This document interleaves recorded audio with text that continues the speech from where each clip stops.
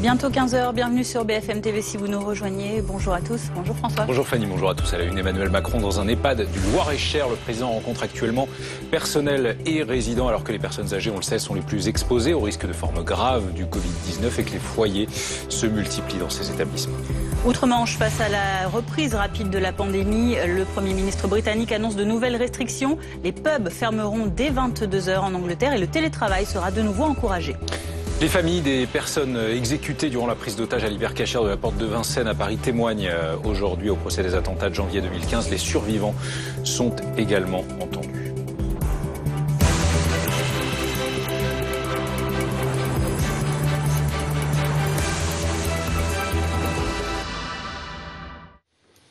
Alors que le gouvernement appelle les personnes âgées à se protéger davantage face au Covid-19, Emmanuel Macron est donc en ce moment même dans une maison de retraite à Bracieux, dans le Loir-et-Cher, où on vous retrouve Mathieu Coache. Le président de la République rencontre soignants et pensionnaires.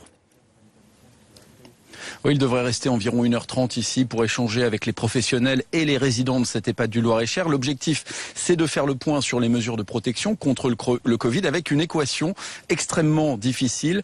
Empêcher l'épidémie d'entrer dans les EHPAD sans isoler pour autant les personnes âgées. Parce que le président de la République l'a déjà dit plusieurs fois, il est persuadé que l'isolement n'est pas la bonne solution car il provoque des dégâts parfois irréversibles sur les personnes les plus fragiles, les plus isolées, les plus dépendantes. Mais conserver une vie sociale dans un EHPAD implique forcément une prise de risque face à l'épidémie. Alors c'est de cela qu'il va être beaucoup question cet après-midi. La solution, ce sont évidemment les gestes barrières, les tests et puis certaines limites tout de même dans la fréquence des visites, des limites qui ont déjà été mises en place par certains préfets. Ce déplacement qui intervient au moment où l'épidémie circule beaucoup avec des chiffres particulièrement inquiétants chez les plus de 75 ans. Emmanuel Macron qui prendra la parole à l'issue de cette visite et il pourrait aussi appeler certains Français, notamment les jeunes retraités, à venir en aide au personnel des EHPAD. On en saura plus, ce sera aux alentours de 16 h. Merci Mathieu Coache, donc en direct de cette EHPAD du Loir-et-Cher où l'on retrouvera évidemment le président de la République lors de sa prise de parole dans un instant. Anne-Sora Dubois, le président qui se déplace pour donner des paroles plutôt apaisantes. Est-ce qu'il est sur une ligne de responsabilisation? Oui, responsabilisation. En même temps, c'est assez délicat politiquement à gérer cette question des EHPAD parce que d'un côté, il y a effectivement la question de cette inquiétude. Vous l'avez dit, la catégorie de population la plus touchée par les formes grave de coronavirus et de l'autre effectivement toutes les conséquences psychologiques qu'engendre l'isolement et donc une raréfaction des visites au sein de ces établissements. Donc Emmanuel Macron bien sûr il plaide pour le maintien du lien, par exemple le reconfinement total des EHPAD comme on a eu pendant le premier confinement, c'est exclu par l'exécutif. Il y a trop de conséquences psychologiques, il y a trop de conséquences aussi pas seulement pour les personnes qui sont au sein de ces établissements mais aussi pour toutes les familles qui ne peuvent plus aller les voir. On se souvient qu'en cours d'épidémie il y avait eu un premier bilan des personnes tuées par le coronavirus et ensuite mis à jour presque 2 mois après avec les chiffres des EHPAD, avec toutes ces familles qui n'avaient pas pu aller voir une dernière fois leurs proches au sein de ces établissements. Donc c'est un sujet douloureux, très délicat pour l'exécutif et effectivement il l'a redit juste avant d'arriver dans cet EHPAD du Loir-et-Cher. Il a tweeté en plaidant pour le maintien du lien entre effectivement les personnes qui sont dans ces EHPAD et les familles. Nous devons collectivement effectivement redoubler d'attention mais aussi maintenir le lien entre les familles et ces personnes. Romain Gisolme nous a rejoint. Bonjour, bienvenue, vous êtes le directeur de l'association des directeurs au service des personnes âgées. Jérôme Marty est également avec nous. Bonjour, bienvenue, bonjour. Médecin, président de l'Union française pour une médecine libre et auteur du livre Le scandale des soignants contaminés chez Flammarion. Et puis Céline Moncel du pôle santé de BFM TV. Romain Gisolme, d'abord, ce déplacement avec peut-être des annonces, au moins une forme d'appel aux retraités. Un signal intéressant cette visite du président de la République dans un EHPAD? Bien sûr, puisque c'est toujours une marque d'intérêt de la part du plus haut sommet de l'État quant à l'état de ce secteur, à la fois pour les personnes âgées qui sont accompagnées en établissement ou à domicile, mais à la fois aussi pour les professionnels. Donc effectivement, un certain nombre font front depuis plusieurs mois face au virus que nous connaissons et qui aujourd'hui clairement sont épuisés, voire pour certains assez désabusés. Donc nous attendons des annonces et surtout des annonces de création d'emplois, ce que n'a pas fait le Premier ministre qui était extrêmement décevant. Parce que il faut le rappeler, docteur Marty, cette situation elle est difficile pour certains EHPAD en tout cas, avec forte mortalité, avec beaucoup de cas recensés pour certains d'entre eux. La situation des soignants aussi, elle est alertante. Elle est alertante. Alors d'abord, le président Macron lance un message fort parce que c'est le contre-pied de ce qui s'était passé lors de la première phase, puisque vous vous souvenez que pendant des semaines, on ne parlait pas du tout des EHPAD, on ne parlait pas du tout des soignants des EHPAD, et on ne parlait même pas des malades des EHPAD, ni des décès des EHPAD. Dans la comptabilisation vespérale de Jérôme Salomon, les EHPAD n'existaient pas. Et il a fallu qu'on soit quelques-uns véritablement à taper sur la table pour que, enfin, on prenne en compte ce qui se passait dans les EHPAD. Ça a été totalement dramatique, ce qui s'est passé. On rappelle que certaines EHPAD ont été quasi décimées, avec 15, 20, 30 décès en l'espace de 15 jours. Les personnels ont vécu une situation extrêmement dramatique et difficile à vivre, pour laquelle ils ne se referont pas avant des mois et des mois, avec des chocs post-traumatiques chez les soignants, un épuisement chez les soignants qui est extrêmement important. Et à la veille, là où au début de ce qu'on pourrait appeler une deuxième vague, il m'apparaît très important que le président Macron aille visiter ces lieux où il y a véritablement les cibles de cette pathologie, les cibles malheureuses de cette pathologie, vous l'avez dit, avec une pathologie qui frappe durement chez les seniors. Ce que vous dites en substance, docteur, c'est que des enseignements ont été tirés de la période du printemps dernier. Or, Céline Moncel, ce déplacement d'Emmanuel Macron s'inscrit dans un contexte de restriction dans les EHPAD, de restriction, pas d'interdiction totale comme on l'a vu il y a quelques mois. Oui, en fait, tout consiste en une réponse graduée. C'est un peu l'esprit du protocole mis en place par le ministère de la Santé. Alors effectivement, vous avez raison de le rappeler, on n'a pas assez répété l'ampleur du drame dans les EHPAD. Ça représente environ un tiers des décès depuis le début de la crise, donc environ 10 000 décès sur un peu plus de 30 000. Aujourd'hui, on le voit, dans les départements où la situation sanitaire est dégradée, on commence à remettre en place, à réactiver des mesures qui avaient été parfois déjà mises en place en printemps et puis suspendues un temps. Alors, on peut préciser un certain nombre de mesures qui sont possibles de remettre en œuvre dans les EHPAD. Ce sont des mesures qui sont déjà en œuvre dans certains départements et puis ça va certainement se généraliser peu à peu. Parmi ces préconisations, il y a le dépistage généralisé des professionnels de santé à intervalles réguliers et puis le dépistage de tous les résidents dès qu'un cas positif est diagnostiqué dans l'établissement. Il y a aussi le report des nouvelles admissions, par exemple des résidents qui devaient s'installer en dehors des admissions urgentes, eh bien, ce sera reporté. Voilà, il s'agit donc de mettre un certain nombre de mesures en place, de limiter aussi les visites. Alors ça aussi, c'est un vrai sujet. Comment éviter l'isolement des personnes âgées? Comment préserver aussi les libertés individuelles? Il ne faut pas l'oublier. Eh bien, on se dirige vers des visites autorisées. On va en parler, pardon recadrées. Céline, juste après un détour par l'Assemblée nationale. Priorité au direct. Autre dossier au cœur de cette journée, le dossier Bridgestone à Béthune avec la fermeture annoncée de l'usine qui emploie 863 personnes. Par cette annonce, ainsi qu'une centaine de sous-traitants, c'est un carnage social. Cette casse sociale n'est que l'énième exemple de la désindustrialisation dangereuse de notre pays. En effet, en France, certains groupes, au nom d'une logique économique plus que douteuse, n'hésitent désormais plus à s'essuyer les pieds sur les vies de milliers de salariés et leurs familles, en pensant que du jour au lendemain, on peut prendre les aides financières et partir. Il est temps de siffler la fin de la récréation. La crise sanitaire n'excuse pas tout.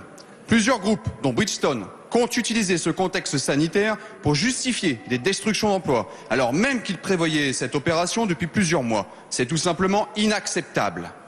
Le président de la région des Hauts-de-France a été le premier à réagir et exiger d'autres alternatives à la décision de Bridgestone. Êtes-vous sincèrement décidé à emboîter le pas? Devant la menace de suppression de ces milliers d'emplois, nous devons tous nous réunir indépendamment de nos différents politiques pour engager un véritable bras de fer et aller plus loin sur la loi Florange.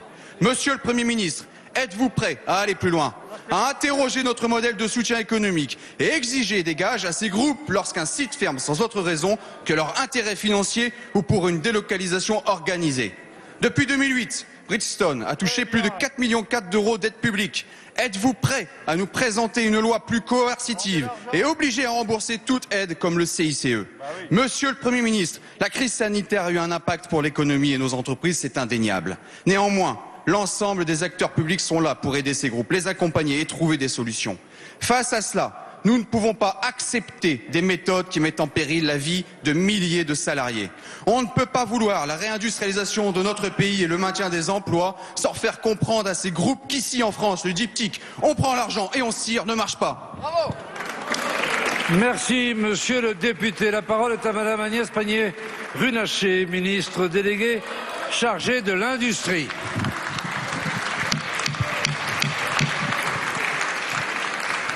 Merci, Monsieur le Président, Mesdames et Messieurs les députés. Monsieur le député Dive, D'abord, merci de remarquer la rapidité avec laquelle le président de la région Hauts-de-France et l'État, puisque cette réaction elle a été portée par un communiqué de presse commun qui montre le plein alignement sur ce dossier des élus locaux et de l'État et l'engagement que nous avons de les répondre à ces 863 salariés dont je salue la dignité dans ce moment difficile et auquel je veux dire l'engagement plein et entier de l'État pour les accompagner. Et je rappelle qu'il était déjà présent l'État l'année dernière et il y a 2 ans quand les premières discussions ont eu lieu. Je veux également revenir sur la stratégie que nous avons en matière industrielle. Parce que vous parlez effectivement de cette politique industrielle qui a détruit de l'emploi entre 2008 et 2018. Et vous avez raison de le souligner. Et c'est bien pour ça que ce gouvernement, depuis 3 ans, a pris à bras-le-corps ce sujet de l'industrie et, à la différence des 2 mandatures précédentes, a recréé de l'emploi industriel net sur l'ensemble des territoires. Et c'est dans cette direction que nous allons continuer à travailler, monsieur le député. Travailler en étant capable de trouver des solutions pour des entreprises comme Arc, comme Conda, comme Ambar par exemple, mais également des solutions d'entreprises qui s'installent en France. Et je veux citer ici l'exemple de l'entreprise industrielle qui va construire les batteries électriques grâce au gouvernement français. 2400 emplois à Douvrin de création.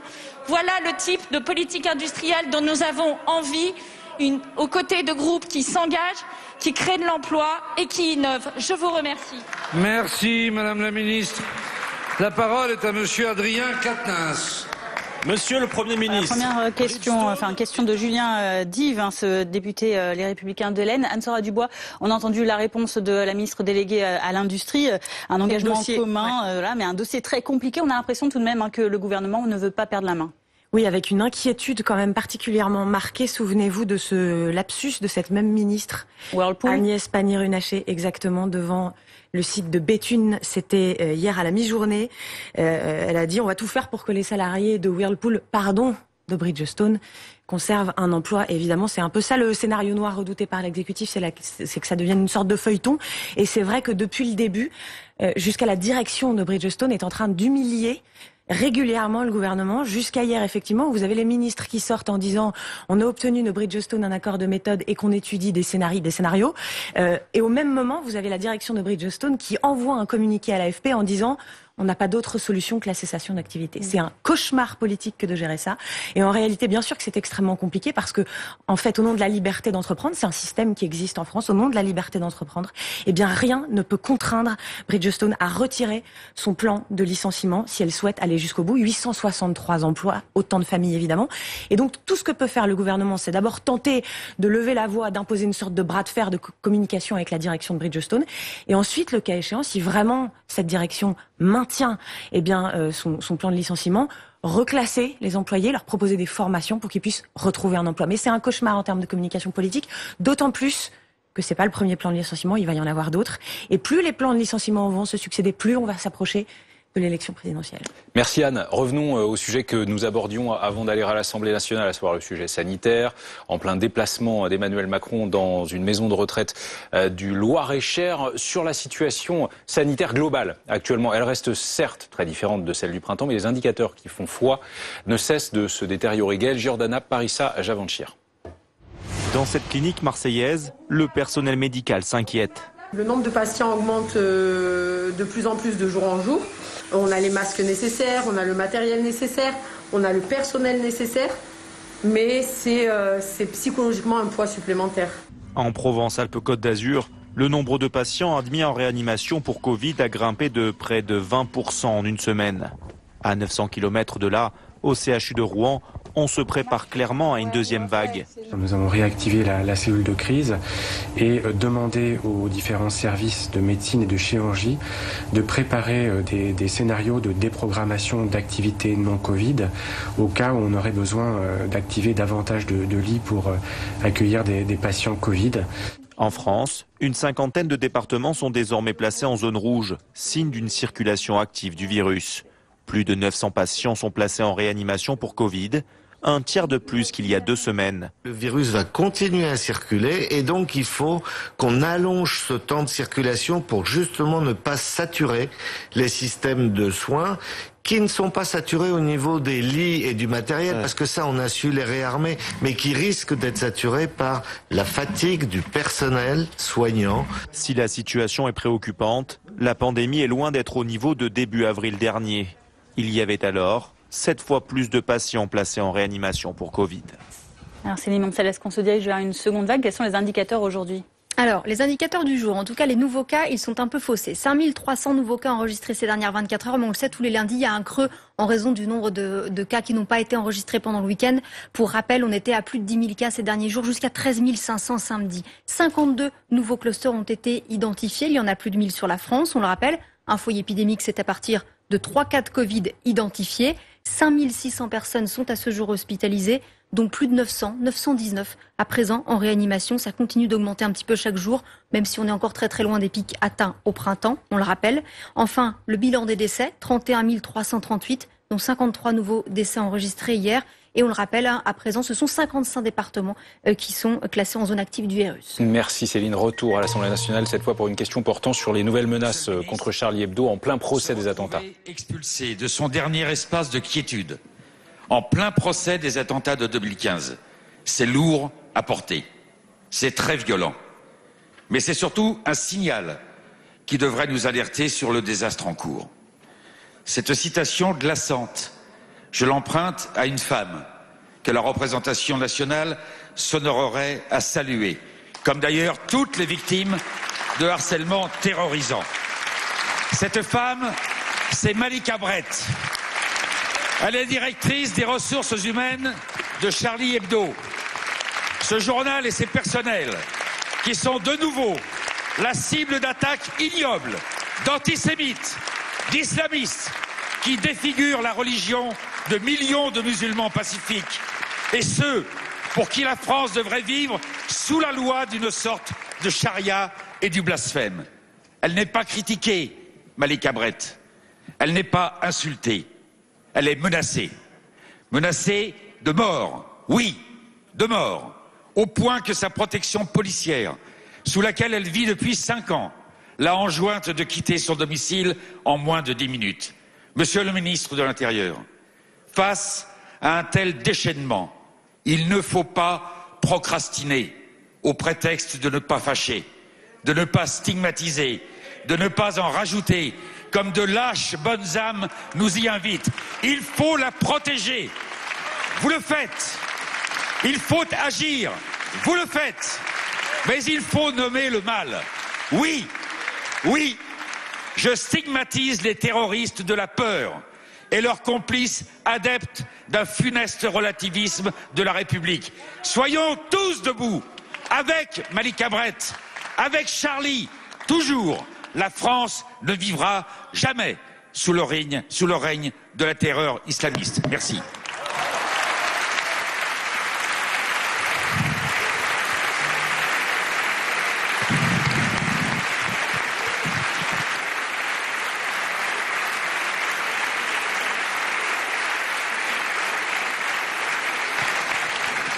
La parole est à Monsieur Gérald Darmanin, ministre de l'Intérieur.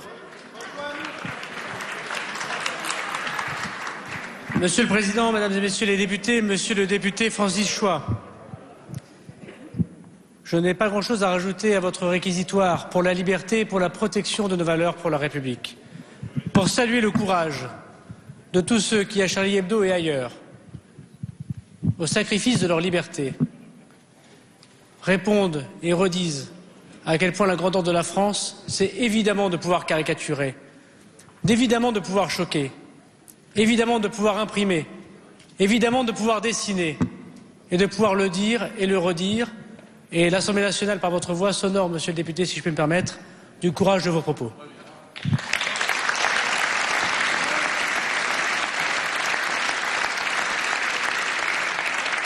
Madame la directrice des ressources humaines de Charlie Hebdo, depuis 5 ans, vous l'avez dit, et sur décision de mes prédécesseurs, est protégée par la République. C'est bien ce qu'on lui doit. Mais en ce moment même, au moment même où des procès qui démontrent les actes ignobles qui ont été commis sur le sol de la République. Sans pouvoir donner plus de détails sur la protection des personnels, des magistrats, de tous ceux qui concourent à l'objectivation de la vérité, je peux vous assurer, monsieur le député, que c'est des dizaines et des dizaines de policiers qui protègent ces personnes qui sont aujourd'hui gravement menacées. J'ai donc demandé, à la lecture des faits que vous évoquez, d'abord qu'une protection puisse être évidemment bien réaffirmée pour l'ensemble du personnel de Charlie Hebdo. J'ai moi-même appelé le directeur de la publication pour l'assurer bien sûr du soutien du gouvernement à la demande du Premier ministre, mais pour lui assurer de la sécurité de la République. J'ai aussi demandé que nous puissions, sans complaisance, poursuivre et sans mais, sans condition, sans si, sans rien avant la phrase de mais, tous ceux qui font l'apologie du terrorisme, tous ceux qui justifient l'injustifiable et tous ceux qui conditionnent leur soutien à des actes de menace de mort, qu'ils soient sur les journalistes, sur les parlementaires, sur les élus et sur tous les citoyens de la République. Merci, monsieur le ministre. La parole est à monsieur David Habib. La réponse de Gérald Darmanin, donc le ministre de l'Intérieur, vous l'avez entendu, à cette question qui concerne les attentats de janvier 2015. Tout de suite, c'est la chronique éco. Détendez-vous devant les rendez-vous de l'écho avec la nouvelle solution fibre sécurisée de Bouygues Télécom Entreprise. Bouygues Télécom Entreprise.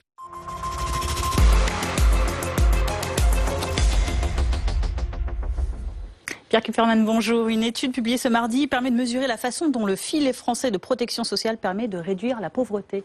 Oui, alors cette étude qui est vraiment très très complète, elle a été réalisée par les services statistiques du ministère des Solidarités et de la Santé, et elle permet déjà d'avoir une idée très précise du nombre de personnes qui bénéficient des minima sociaux. Alors, au total, vous savez qu'il y a 10 aides sociales qui ne sont attribuées qu'aux plus démunis, et vous avez donc 4,25 millions de personnes qui touchent au moins l'une de ces 10 aides sociales, mais il y a aussi évidemment les bénéficiaires indirects, vous avez les conjoints, enfin le conjoint, les enfants. Et donc au total, les minima sociaux permettent à presque 7 millions de personnes de se nourrir, de se chauffer, de se loger, bref, d'améliorer leurs conditions de vie. Et c'est presque 7 millions de personnes, ça veut dire un peu plus de 10% quand même de la population française. Et ces aides, elles permettent donc de sortir de la pauvreté à un grand nombre de personnes. Ah oui, si on prend en compte à la fois donc ces minima sociaux et toutes les autres prestations sociales, eh bien, on voit que ce filet permet de réduire d'un tiers le taux de pauvreté en France. Alors, sans cette redistribution qu'on fait à la fois des impôts et des cotisations sociales, le taux de pauvreté, il serait à plus de 22% de la population. Et là, avec ces aides, eh bien, il passe à 14%. C'est-à-dire, en fait, 14%, c'est le taux de la Suisse. Et pour vous donner un autre exemple, en Suède, qui est quand même un pays qui a une forte tradition de protection sociale, eh bien, le taux de pauvreté est aujourd'hui légèrement supérieur à celui de la France. Un filet de protection sociale qui profite davantage aux familles avec enfants. Oui, alors on va dire surtout les familles nombreuses, les familles de plus de 4 enfants. Alors vraiment, sans ce filet de protection sociale, le taux de pauvreté il serait vraiment très élevé, vous voyez, 62,3%. Et ce serait d'ailleurs aussi vrai pour les familles monoparentales, avec un taux de pauvreté quand on a 2 enfants et qu'on les élève seuls, 2 enfants ou plus bien entendu, eh bien oui, ça passe de plus de 61% à 40%. Ces minima sociaux, ils coûtent aussi de plus en plus cher à la collectivité, Pierre. Oui, alors on est passé de 20 milliards d'euros en 2009 à plus de 27 milliards en 2018. Donc il y a eu évidemment l'effet de la récession de 2009, mais aussi le fait que depuis quelques années, tous les gouvernements qui se sont succédés ont cherché à lutter contre un phénomène qui, pour le coup, accentue la pauvreté. C'est ce qu'on appelle le non-recours aux minima sociaux. Ce sont des personnes qui ont droit à des aides, mais qui ne les demandent pas. Or, la première raison qui l'emporte de loin sur toutes les autres raisons, eh bien, c'est que c'est le manque d'information. Ce sont des personnes qui ignorent en fait l'existence d'aides auxquelles elles ont pourtant droit. Et donc, plus on informe, plus on essaie d'aller vers des personnes démunies pour faire en sorte qu'elles fassent les démarches pour être aidées, plus ça coûte à la collectivité, on le voit, mais en même temps, plus on arrive à réduire le taux de pauvreté en France. Et c'est particulièrement important, je dirais, en ce moment, dans cette période de crise, parce que vous avez des personnes aujourd'hui qui n'avaient pas droit à des minima sociaux, mais qui se retrouvent dans une situation telle qu'aujourd'hui, elles y ont droit. Merci Pierre.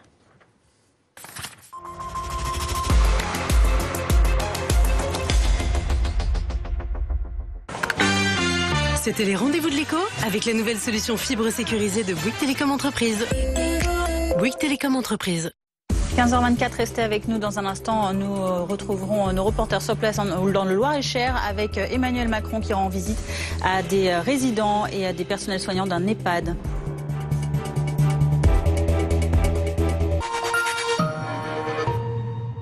Cofidis présente Préjugé numéro 15. Les jeunes font toujours la fête. Préjugés. Pour le crédit aussi, oubliez vos préjugés. Avec Cofidis, profitez d'un taux exceptionnel de 3,3% sur 48 mois. Appelez Cofidis au 31 55. Cofidis, le crédit qui fait la différence. La boutique du menuisier conçoit et fabrique vos portes et fenêtres en France. La boutique du menuisier pose et entretient toutes vos menuiseries. La boutique du menuisier.fr. Qui peut concurrencer la marque? Mademoiselle Asgard, encore sur la route. Vous devriez prendre votre assurance auto chez nous. Ah, vous avez pas dit? Avec MAF Triple Plus, j'ai plus de protection. Moi, mes passagers et nos bagages sont couverts. Plus de services. En cas de pépin, je suis géolocalisé, remorqué, dépanné. Plus d'économies, avec des réductions si je souscris plusieurs contrats. Vous avez échoué. Je préfère la MAF. Votre devis au 3015 est dans les agences MAF. Pour choisir une nouvelle voiture, il y a toujours quelqu'un pour vous accompagner. Mais pour trouver la bonne assurance auto, on peut toujours compter sur Lesfurets.com. Découvrez les sensations de conduite uniques des nouvelles Honda Jazz IHEV hybrides. Et pariez sur l'avenir avec la garantie moteur offerte jusqu'à 10 ans. Rendez-vous en concession pour profiter des nouvelles Jazz hybrides à partir de 17 490 €.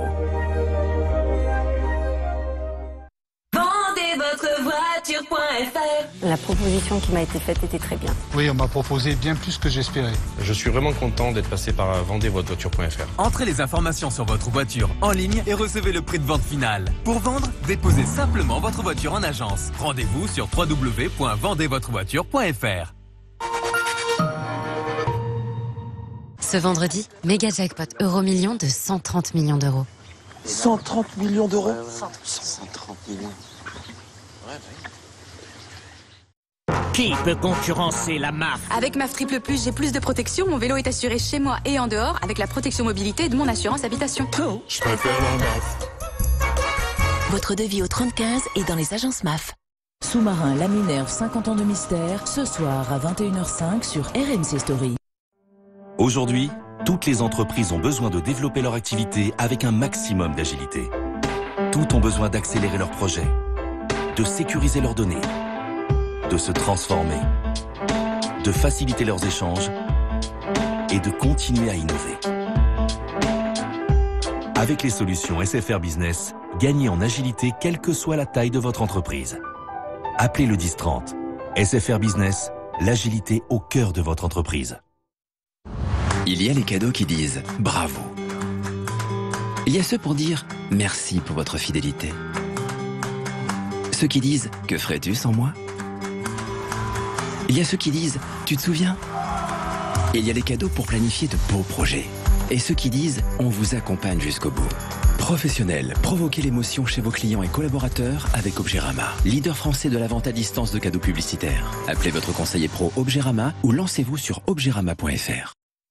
Alors vous deux, comment ça se passe avec la carte de paiement PCS? Super, moi j'ai toujours gâté mes enfants, j'étais souvent dans le rouge. Mais avec la carte PCS, pas de découvert possible, je maîtrise mieux mon budget. Et toi Richard? Vous savez, ma femme trouvait que je surfais un peu trop en ligne. Du coup, plus de carte bancaire. Maintenant, avec ma carte PCS rechargeable chez Buralisto en ligne, je n'ai plus de lien avec mon compte bancaire et mes dépenses ne regardent que moi. Mais c'est des super nouvelles tout ça. PCS, un compte, une carte, un RIB. Et maintenant, avec l'appli PCS, c'est hyper simple de créer son compte et d'obtenir un RIB. La météo avec Best Western Hotels and Resorts. Des hôtels uniques partout en France pour voyager, se retrouver et s'évader.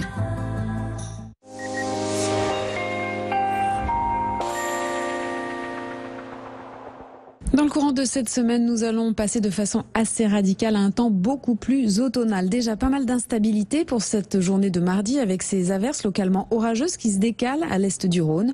Demain matin, de nombreux nuages sur la majeure partie du pays et cette nouvelle dégradation qui arrive par la pointe bretonne, le Cotentin, le vent sensible près de la Manche. En revanche, de belles éclaircies s'imposeront sur une petite moitié sud, mais la Corse restera sous un temps instable. Dans le courant de l'après-midi, la dégradation gagne du terrain, des précipitations à caractère orageux sur une bonne moitié ouest du pays. Le vent restera sensible. En revanche, des Pyrénées jusqu'aux régions de l'Est, vous profiterez encore de belles éclaircies. Toutefois, un temps plus instable s'imposera près des frontières de l'Est. Les températures en matinée, demain, des valeurs en hausse sur les régions du Nord. Elles s'échelonneront de 11 à 18 degrés. Comptez 11 degrés à Reims, 16 à Paris, 18 à La Rochelle. Et dans le courant de l'après-midi, les valeurs devraient commencer à baisser tout doucement sur les régions du Nord. Plus que 17 à Brest, 22 à Paris, encore 25 degrés à Strasbourg, tout comme sur la côte aquitaine et jusqu'à 28 degrés à Toulouse.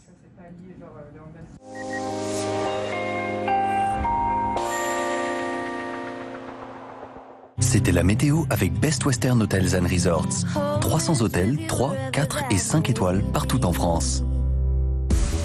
15h30 à la une de l'actualité, Emmanuel Macron auprès des pensionnaires et des personnels soignants d'un EHPAD du Loir-et-Cher. Le chef de l'État qui résume sur Twitter l'enjeu de redoubler collectivement d'attention auprès de nos aînés davantage exposés au virus. Sa prise de parole est à suivre en direct sur notre antenne. Outre-Manche, face à la reprise rapide de la pandémie, le Premier ministre britannique annonce de nouvelles restrictions et notamment la fermeture des bars et restaurants dès 22h en Angleterre à partir de jeudi. Suite du procès des attentats de janvier 2015 au tribunal de Paris. Témoignage aujourd'hui des survivants de la prise d'otage de l'hypercachère de la Porte de Vincennes ainsi que de proches des victimes. Cécile Olivier sur place pour BFM TV.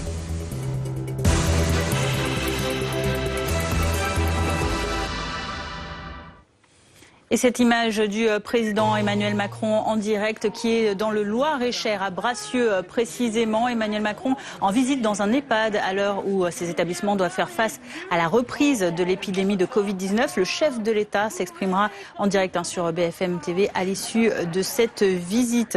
Mathieu Coache, en attendant, le président rencontre donc séparément à la fois le personnel soignant puis les résidents de cet EHPAD. Oui, ça fait 1 heure que l'échange a commencé maintenant et avec le personnel, Emmanuel Macron est beaucoup revenu sur la période du confinement qui a été très difficile, aussi bien pour les employés de cet EHPAD que pour les résidents, avec une grosse angoisse pour les personnes âgées qui se sont retrouvées totalement coupées de leur famille. Et au moment où le virus circule beaucoup, notamment chez les plus de 75 ans, eh bien c'est tout l'objectif de ce déplacement, trouver une solution pour ne pas isoler complètement les habitants des EHPAD, tout en empêchant l'épidémie d'entrer dans les établissements. Une des solutions, c'est d'augmenter le nombre de salariés dans les établissements. Écoutez cet échange tout à l'heure. Plus d'effectifs présents sur le site. On a fait un choix très fort, c'est qu'on a eu déjà des équipes, le taux d'absentisme est descendu en dessous des 6%, Monsieur le Président, ce qui est 2 fois moins que la moyenne nationale, qui a permis de renforcer. Et on a fait le choix avec ma collègue directrice adjointe d'augmenter de 30% les effectifs. On s'est dit, on ne peut pas laisser les gens seuls dans leur chambre. Et comment vous avez fait? Et en fait, on a fait des annonces, qui veut venir bosser. Et on a besoin de vous. Mais en combien de temps vous avez eu les recrutements? 48 heures. Alors la principale solution évidemment ce sont les gestes barrières et c'est ce qui est beaucoup répété aussi cet après-midi, les tests évidemment et puis certaines limites tout de même dans la fréquence des visites, des limites qui ont déjà été mises en place par certains préfets dans les départements où le virus circule beaucoup. Il faut faire la chasse au port du masque, racontait aussi une infirmière tout à l'heure au président de la République parce que parfois eh bien, il y a beaucoup d'engouement pour des familles qui se retrouvent après ne pas s'être vues pendant très longtemps. Emmanuel Macron qui prendra la parole à l'issue de cette visite, ce sera aux alentours de 16h. Merci Mathieu, et on continue de voir ces images en direct avec une symbolique, peut-être peut-on le voir ainsi, de ces personnes âgées actuellement qui rencontrent Emmanuel Macron en kimono, celle-là même qui lutte contre le coronavirus, interprétation libre. Jérôme Marty, vous êtes médecin, on le rappelle, et président de l'Union française pour une médecine libre, auteur du livre Le scandale des soignants contaminés. On est d'accord, plus on est âgé et plus on est dépendant, on peut être âgé et non dépendant, plus on est vulnérable face au Covid. Plus on est vulnérable et plus on est la cible de la Covid-19, effectivement. Quand on est polypathologique, quand on est dépendant, quand on a un organisme qui a des défenses assez basses, on n'arrive pas à lutter contre cette maladie et elle frappe violemment et en l'espace parfois de quelques heures. Elle s'ajoute à d'autres pathologies. Alors elle s'ajoute bien sûr à d'autres pathologies, elle va décompenser les états généraux et donc elle peut précipiter avec une issue dramatique mais de façon foudroyante. On a vu des cas en mars-avril où la veille le patient allait bien et le lendemain soir il était décédé. Donc c'est quelque chose qui peut frapper très durement et c'est pour ça qu'il faut absolument empêcher le virus de rentrer dans ce type de structure, parce qu'il faut s'imaginer que on est comme dans une forêt de bois sec et le virus est une allumette, quoi, qui peut enflammer tout en quelques heures. Donc il faut jouer et c'est un combat collectif parce que il n'est pas question. C'est délicat parce que la dimension psychologique, elle compte presque autant évidemment que la santé de ces résidents. Évidemment, et c'est bien pour ça qu'il ne faut pas retomber dans les travers que l'on a connus en mars-avril. Il ne faut pas boucler complètement ces maisons. Il ne faut pas arrêter rompre le lien social, parce que c'est extrêmement important pour les personnes âgées, ce lien social, mais il faut que les familles jouent le jeu. Ça veut dire qu'il faut respecter absolument les mesures barrières, qu'il faut impérativement porter le masque, malheureusement impérativement garder sa distance avec son parent, sa mère, son père, ses grands-parents, pour qu'on réussisse. Et on voit bien qu'en soins de suite, comme dans les EHPAD, comme dans les services de gériatrie, c'est vrai, on est parfois obligé de faire la police vis-à-vis des familles et de les suivre pour éviter que, par effusion, on oublie ces gestes barrières et qu'on risque de transmettre à ce moment la maladie. Céline Moncel, on le voit, Emmanuel Macron veut à tout prix éviter le reconfinement qui a porté sur le moral de ces résidents de ces EHPAD. Conséquence, plusieurs règles ont été un petit peu durcies dans certains EHPAD, en tout cas dans ces métropoles qui sont particulièrement touchées. Oui, effectivement. Les départements, ils reprennent les uns après les autres des mesures renforcées dans les EHPAD. Dernière en date, hier, on s'en souvient, dans le Rhône. Les visites sont désormais là-bas limitées à 2 personnes par résident et par semaine. C'est le cas aussi en Gironde, par exemple, où l'Agence régionale de santé a aussi recommandé l'isolement des cas suspects ou le dépistage de tous les personnels et résidents en cas de suspicion. L'objectif, c'est bien sûr de protéger cette population fragile en trouvant un équilibre entre les libertés et la protection face au virus. Il y a donc un protocole sanitaire qui existe, qui a été mis à jour plutôt au cœur de l'été, avec des préconisations de nouvelles mesures à prendre en cas de dégradation sanitaire. C'est ce qui est en train de se passer. Il y a donc le dépistage généralisé, mais aussi la possibilité de constituer des secteurs Covid ou isoler les cas Covid dans les EHPAD, la possibilité de restreindre la circulation dans les établissements, le report des nouvelles admissions dans les établissements. Par contre, il y a 2 écueils cette fois que les autorités sanitaires veulent absolument éviter. C'est le confinement en chambre individuelle et l'interdiction des visites de proches. On a vu que c'était délétère pour les résidents.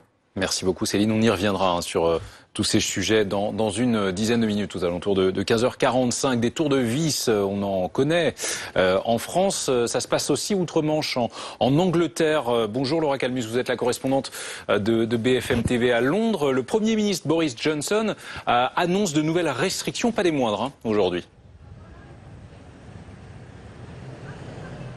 Oui, absolument. Boris Johnson vient tout juste de les énumérer au Parlement. Tout d'abord, les pubs, les bars et les restaurants devront impérativement fermer leurs portes à 22 heures au plus tard. Et puis une autre mesure phare que Boris Johnson vient tout juste d'annoncer, il veut encourager à nouveau le télétravail. Il avait dit le contraire il y a 3 semaines. Et donc difficile maintenant pour les entreprises de réintroduire le travail à la maison. Et puis une autre mesure phare qui semble un peu arriver en retard comparé à la France, c'est le port du masque obligatoire pour les vendeurs, pour les serveurs et également pour les chauffeurs de taxi. Ce sera le cas à partir de lundi et toute personne qui ne respectera pas cette règle se verra verbalisée avec une amende de 200 €. Il interdit également les mariages de plus de 15 personnes et le retour des fans dans les événements sportifs qui devaient avoir lieu à partir du 1er octobre sera finalement décalé. Alors Boris Johnson a bien voulu l'expliquer. Il a dit qu'il avait pesé le pour et le contre pour tenter d'essayer de minimiser au maximum les restrictions et pour tenter de préserver l'économie, mais qu'il devait absolument prendre ces nouvelles mesures pour éviter une catastrophe et éviter une énorme augmentation exponentielle du nombre de personnes qui pourraient se retrouver malades. Il a également annoncé qu'il faisait toutes ces restrictions car il veut éviter à tout prix un reconfinement total de la population. Merci Laura Calmus pour ces éclairages. Le début des auditions des parties civiles dans le volet hypercachère du procès des attentats de janvier 2015. Cécile Olivier, vous êtes au tribunal de Paris. Nouvelle vague d'émotions aujourd'hui. Oui, on a entendu notamment Valérie, la veuve de Philippe Braham, qui a été le deuxième à être tué à l'Hyper Cacher. La veille, après l'assassinat de la policière Clarissa Jean-Philippe, elle a envisagé de ne pas mettre ses enfants à l'école. Mais son mari lui avait dit « On ne va pas s'arrêter de vivre à cause d'un petit con ». Heureusement que je l'ai écouté, dit-elle, car sinon... mon fils aurait été avec lui ce jour-là. Mon mari, c'était mon pilier. Je suis morte avec lui. Mes enfants grandissent sans leur père. Ma petite dernière ne se souvient même pas de lui. On a entendu également le père et l'oncle de Yohan Cohen, qui n'avait pas encore 21 ans et qui a également été assassiné par Amédi Koulibaly. Ils ont raconté la longue attente lors de la prise d'otage. Jusqu'à 16h, on espérait. La presse disait qu'il n'y avait pas de morts ni de blessés. On était rassurés. Et puis, à 16h30, ils ont annoncé qu'il y avait 4 morts. L'oncle de Yohan a expliqué qu'il avait réussi à joindre une femme prise en otage à l'intérieur du supermarché. Je lui ai décrit mon neveu. Elle n'a rien dit pendant 10 secondes. Alors, j'ai compris. On nous a arraché notre chair, dit son père, qui pendant 5 ans et demi a réussi à faire croire à sa fille adolescente que Yohan était mort sans souffrir. Il refuse de regarder les accusés dans le box, mais il dit quand même, je me demande pourquoi ils ont aidé quelqu'un à prendre des vies. Qu'est-ce qu'ils ont dans la tête? Aujourd'hui, cette famille, comme beaucoup d'autres victimes de l'Hyper Cacher, habite en Israël et Yohan est enterré là-bas. Merci Cécile, avec Anaïs Kroutz au tribunal de Paris pour BFM TV. Et puis tout à l'heure à l'Assemblée nationale, vous l'avez d'ailleurs vécu en direct, une majorité des députés s'est levée à l'appel de l'un des leurs pour symboliser leur soutien à Charlie Hebdo, de nouveau menacé après la republication des caricatures de Mahomet. On parle notamment de cette responsable des ressources humaines de Charlie Hebdo qui a dû quitter son domicile, visée parmi d'autres par Al-Qaïda notamment. Nouvelle menace donc contre Charlie. 15h40, vous restez avec nous. Dans un instant, nous parlerons de cette visite du chef de l'État dans un EHPAD du Loir-et-Cher. Emmanuel Macron qui rencontre les résidents, le personnel de cet établissement pour parler des mesures à prendre pour surveiller nos aînés, principales cibles et victimes les plus vulnérables de cette recrudescence du Covid-19 en France.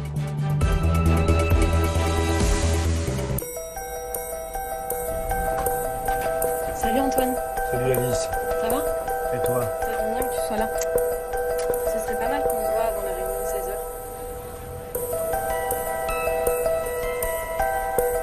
Ça va toi? Vas-y, bisous, je te laisse. Tiens, laisse-moi parler. Franchement, je t'écoute.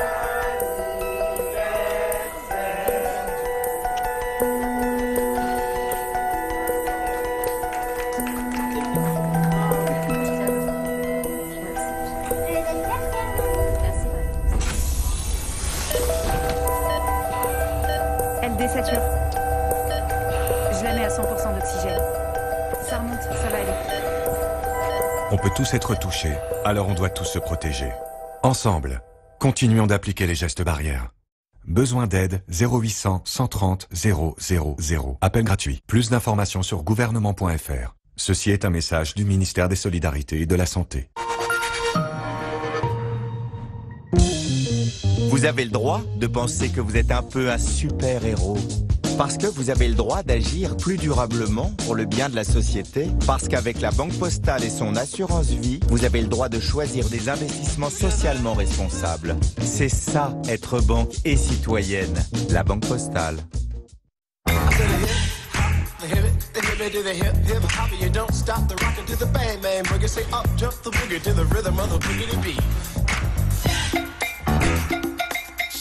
La nouvelle intensité, 1 million de parfums de Paco Rabanne.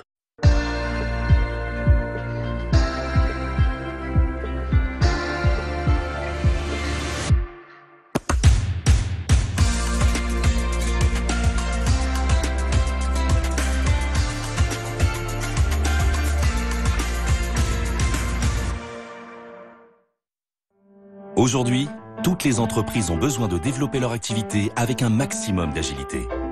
Toutes ont besoin d'accélérer leurs projets, de sécuriser leurs données, de se transformer, de faciliter leurs échanges et de continuer à innover. Avec les solutions SFR Business, gagnez en agilité quelle que soit la taille de votre entreprise. Appelez le 1030. SFR Business, l'agilité au cœur de votre entreprise. Vous avez un projet de crédit immobilier? Grâce au contrat de garantie CAFPI, obtenez votre avis de faisabilité et évaluez votre capacité d'emprunt sur cafpi.fr. C'est gratuit, simple et immédiat. Donnez vie à vos projets en agence et sur cafpi.fr. CAFPI, expert en crédit. La vie se conjugue au présent. Les enfants arrivent parfois avant le mariage et on se marie avant d'avoir trouvé la maison parfaite. La maison parfaite arrive parfois avant la voiture de vos rêves. Non, pas celle-ci. Celle-là. Faut-il attendre le bon moment? Non. C'est toujours le bon moment.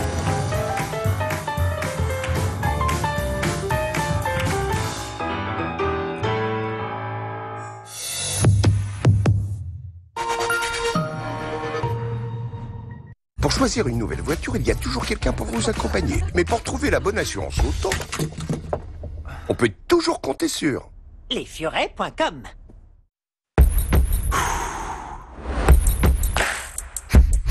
En club, en extérieur ou en ligne, respirez. Nos coachs sont là pour vous inspirer. L'Apart Fitness, Coach Your Life. Gratuit jusqu'au 1er novembre, sans engagement. Faire appel à des pros pour mon isolation sans que ça me coûte bonbon. C'est pas de la science-fiction. C'est easy. Les travaux réussis, c'est simple. C'est easy. Dès 1996, on a supprimé les sacs plastiques à usage unique de nos caisses, 20 ans avant la loi. Et ça, c'est 1 milliard de sacs en moins. Aujourd'hui, on va encore plus loin. On remplace tous les sacs plastiques de nos caisses par des sacs en toile de jute. Recyclables, échangeables à vie, et bim, 7000 tonnes de plastique en moins. Le nouveau geste pour les emplettes et pour la planète. Leclerc lance les sacs en toile de jute, disponibles dès maintenant. Leclerc.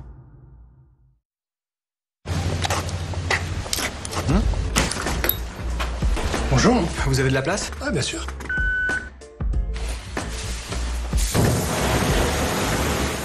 Ce n'est pas parce que vous pouvez essayer votre banque que vous devez tout essayer. Capsule, la banque, ça s'essaie. 2 € par mois, satisfait ou remboursé. Société Générale.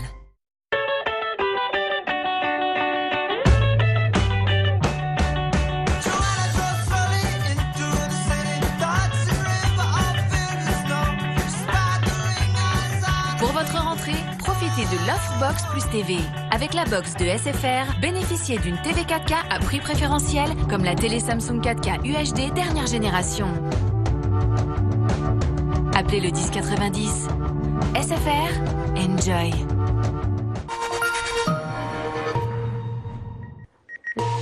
Les questions au gouvernement en direct avec Fabien Roussel qui s'adresse au Premier ministre. Qui a organisé cette surcapacité en investissant massivement dans ces usines en Pologne et en Hongrie. En 2012, avec une aide de 24 millions d'euros de l'Union européenne, Bridgestone agrandit son site de Poznan et produit 2 millions de pneus supplémentaires. Et en 2017, il triple sa production de pneus en Hongrie. Ce sont eux qui organisent au sein de leur propre groupe une concurrence déloyale entre les salariés et avec la bénédiction de l'Union européenne. Pour au final, nous dire que l'usine de Béthune serait de trop. Comment la France peut-elle parler de souveraineté, de relocalisation et accepter une telle décision? C'est un scandale industriel, social, mais aussi écologique, car les pneus Bridgestone viendront désormais par camion de toute l'Europe. Il est temps de montrer que notre pays n'accepte plus ces choix purement financiers. Va-t-on enfin dire ici que les actionnaires, quels qu'ils soient, ne sont pas tout puissants et qu'une nation sait protéger ses citoyens? Monsieur le Premier ministre, les députés communistes vous demandent de faire pression sur le groupe japonais en demandant le remboursement des aides publiques de l'Union européenne. Faites pression sur le gouvernement japonais, menacez leurs produits qu'ils importent en France, faites respecter notre pays, notre industrie, nos salariés, obtenez que le site de Béthune ne ferme pas. Merci, monsieur le député. La parole est à madame Agnès Pannier-Runacher, ministre déléguée chargée de l'industrie. Merci Monsieur le Président, Mesdames et Messieurs les députés, Monsieur le député Roussel. Croyez bien que je partage avec vous le choc et le fait que nous devons accompagner ces 863 salariés, ces 863 familles et l'ensemble des familles des sous-traitants qui sont concernés par cette annonce. Mais je ne crois pas à la fatalité. Je ne crois pas qu'il faut justement baisser les bras et haranguer ici et là sans chercher des solutions. Et c'est très exactement ce que nous faisons. D'abord, je veux rappeler que sur le marché du pneu, puisque c'est de cela que vous parlez, la concurrence est le premier élément de concurrence qui explique cette situation de surcapacité. J'en suis désolée, mais c'est les exportations asiatiques. Ce sont les exportations asiatiques qui ont pris 20 points de part de marché en 20 ans. Et je crois qu'il faut s'interroger justement sur la compétitivité de l'Europe par rapport à ces exportations. Et je rappelle que c'est ce gouvernement et durant cette mandature que nous avons pris les premières mesures de protection sur le véhicule lourd, que nous sommes en train de regarder un règlement qui permet justement de faire la part des pneus de qualité versus ceux qui le sont moins. Et nous verrons si effectivement cela permet de privilégier des productions de qualité françaises ou européennes. Je veux également dire, parce que on va un peu vite en besogne sur l'Europe. L'Europe, c'est 750 milliards d'euros au service de la relance de l'ensemble de nos économies. C'est une solidarité qui n'a jamais été vue depuis des années. C'est une construction qui permet aussi à l'ensemble des pays d'être interdépendants et de se reconstruire. Alors, monsieur le député Roussel, plutôt Merci, que d'être dans Madame la ministre. La parole est à Monsieur Guy Tessier. Merci, Monsieur le Président. Monsieur le Premier ministre, la France Alors, un petit mot d'abord politique avant d'en venir sur le fond avec Gaëtan Mélin. Un petit mot politique, Jérémy Brossard, sur ce qui vient de se dérouler à l'Assemblée nationale. En début de séance, on avait déjà eu une question portant sur le dossier Bridgestone, dossier sensible. Une nouvelle question, et là on s'attendait à ce que ce soit le Premier ministre qui s'exprime, mais non. De nouveau, c'est Agnès Pannier-Runacher qui prend la parole.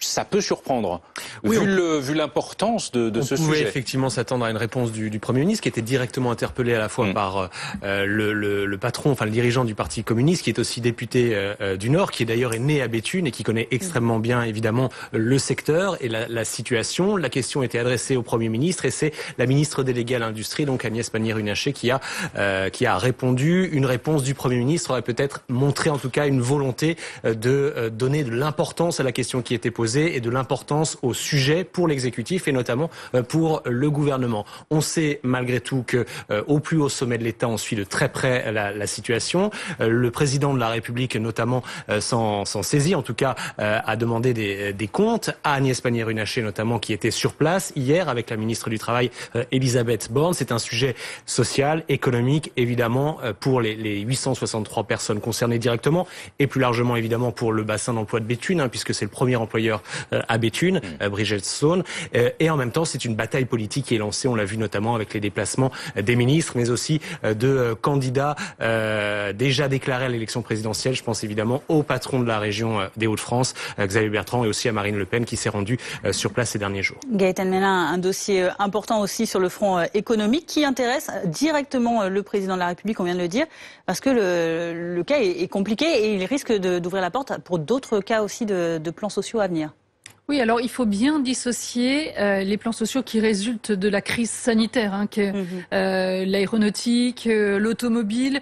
Là, on est dans le cas d'une entreprise qui avait des difficultés depuis des années. Et puis, c'est tout simplement une entreprise, Bridgestone, un équipementier japonais, rappelons-le, qui, comme le disait le député Roussel d'ailleurs, a décidé d'investir dans des sites situés en Europe, mais pas sur celui de Béthune.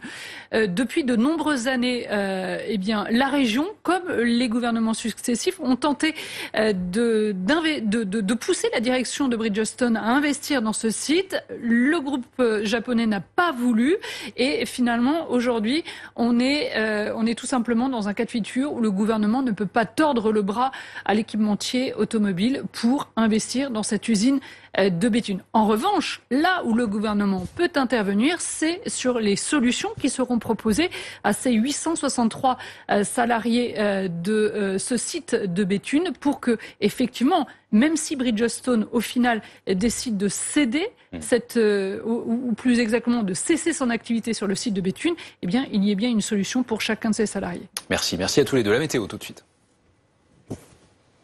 La météo avec Best Western Hotels and Resorts. Des hôtels uniques partout en France pour voyager, se retrouver et s'évader.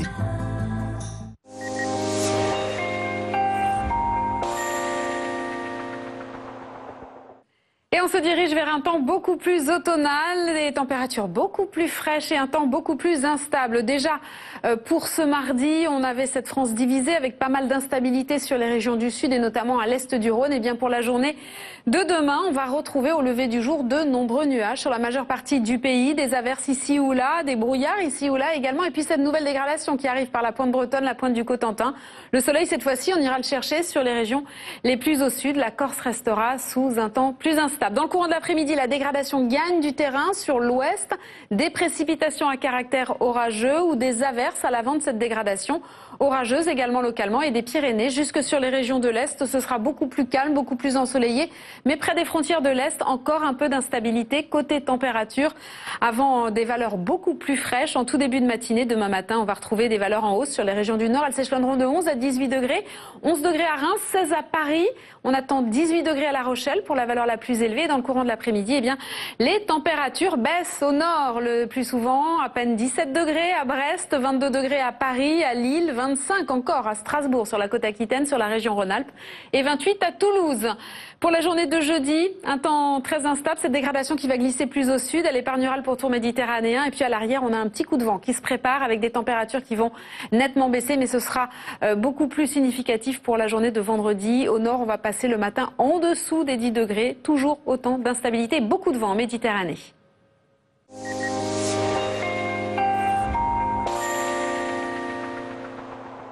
C'était la météo avec Best Western Hotels and Resorts.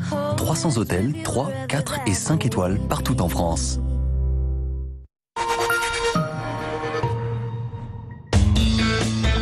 À la Matmut, quand on est bon conducteur, ils vont au-delà du bonus 50. Ils vont jusqu'à 65%. Et en plus, Matmut s'engage à ne pas augmenter ses tarifs auto jusqu'à fin 2021. J'adore. Matmut, ma valeur sûre. Pour choisir une nouvelle voiture, il y a toujours quelqu'un pour vous accompagner. Mais pour trouver la bonne assurance auto, on peut toujours compter sur lesfurets.com. 3945, les policiers dans la résistance, ce soir à 21h05 sur RMC Découverte. Sur laposte.fr, je prépare ma lettre recommandée. La Poste l'imprime et se charge de la remettre. Envoyez votre lettre recommandée sans vous déplacer avec laposte.fr. Découvrez les sensations de conduite unique des nouvelles Honda Jazz IHEV hybrides. Et pariez sur l'avenir avec la garantie moteur offerte jusqu'à 10 ans. Rendez-vous en concession pour profiter des nouvelles Jazz hybrides à partir de 17 490 €.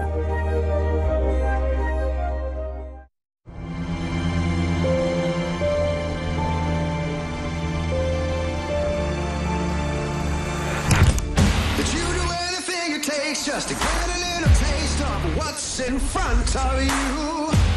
And even if it takes your... Nouvelle gamme Peugeot 308. Connectez-vous à la route avec l'iCockpit digital. Peugeot reprend votre véhicule 5 000 € en plus de sa valeur pour l'achat d'une Peugeot 308.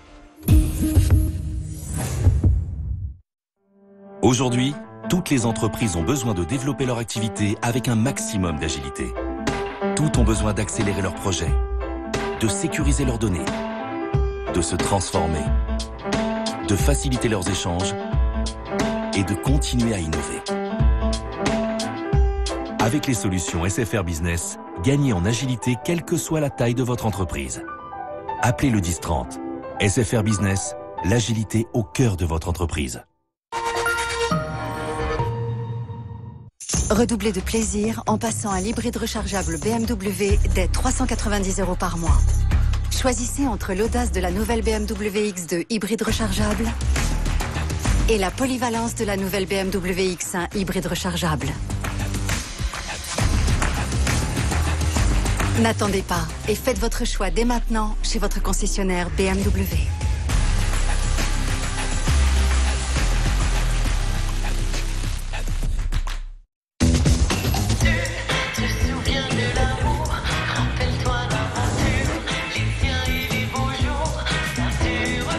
En ce moment, pour l'achat de 2 charms ou bracelets, Pandora vous offre le 3e.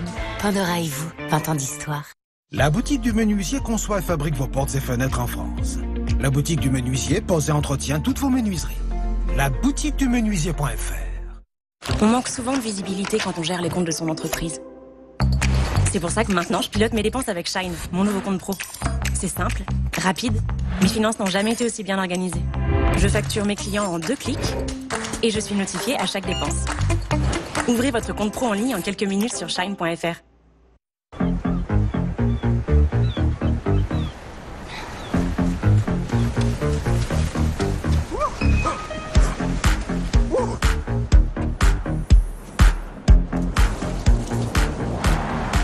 Les citadins sont plus à l'aise en ville. Et à bord du nouveau GLA, désormais disponible en version hybride rechargeable. Pendant les EQ Days, profitez de nos offres sur plus de 20 modèles et passez en mode hybride rechargeable.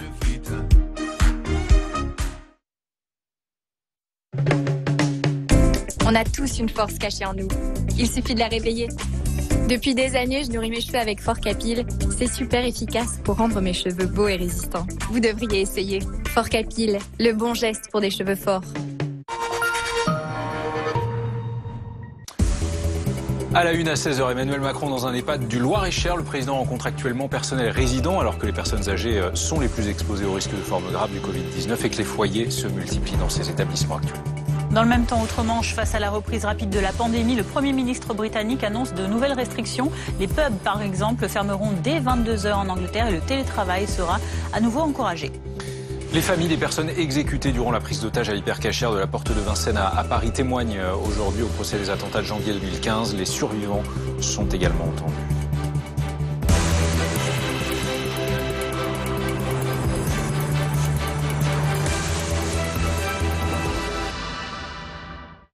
En pleine recrudescence de cas de Covid-19 chez les personnes âgées notamment, Emmanuel Macron s'entretient donc actuellement avec des résidents d'un EHPAD du Loir-et-Cher, avec le personnel aussi bien sûr. Mathieu Coache, vous êtes sur place, le président de la République qui doit prendre la parole à l'issue de sa visite.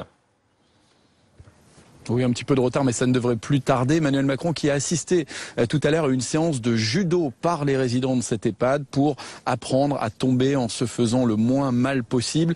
Vous venez voir les vieux, a lancé une résidente en souriant au président de la République dans des échanges plutôt détendus depuis un peu plus d'1 heure maintenant, même si le personnel et les habitants ne le cachent pas. La période du confinement a été particulièrement difficile. Alors l'objectif aujourd'hui, c'est de faire le point sur les mesures de protection contre le Covid avec une équation extrêmement difficile à résoudre, empêcher l'épidémie d'entrer dans les EHPAD sans isoler pour autant les personnes âgées, sans trop les isoler, car le président de la République l'a déjà dit plusieurs fois, il est persuadé que l'isolement n'est pas la bonne solution, car il provoque des dégâts parfois irréversibles sur les personnes les plus fragiles, les plus dépendantes, les plus isolées aussi, mais conserver une vie sociale, eh bien ça implique forcément une prise de risque face à l'épidémie.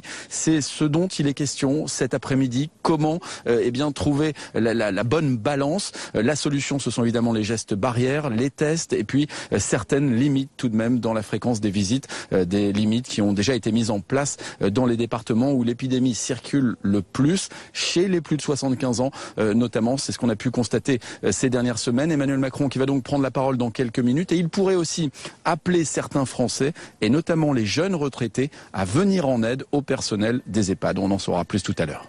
On le suivra à votre micro, Mathieu Coache, avec ces images de Philippe Vigneault sur place dans le Loir-et-Cher. Jérémy Brossard, ce déplacement d'Emmanuel Macron pour aller voir ces personnes âgées dans cet EHPAD, c'est une visite finalement assez classique de communication politique ?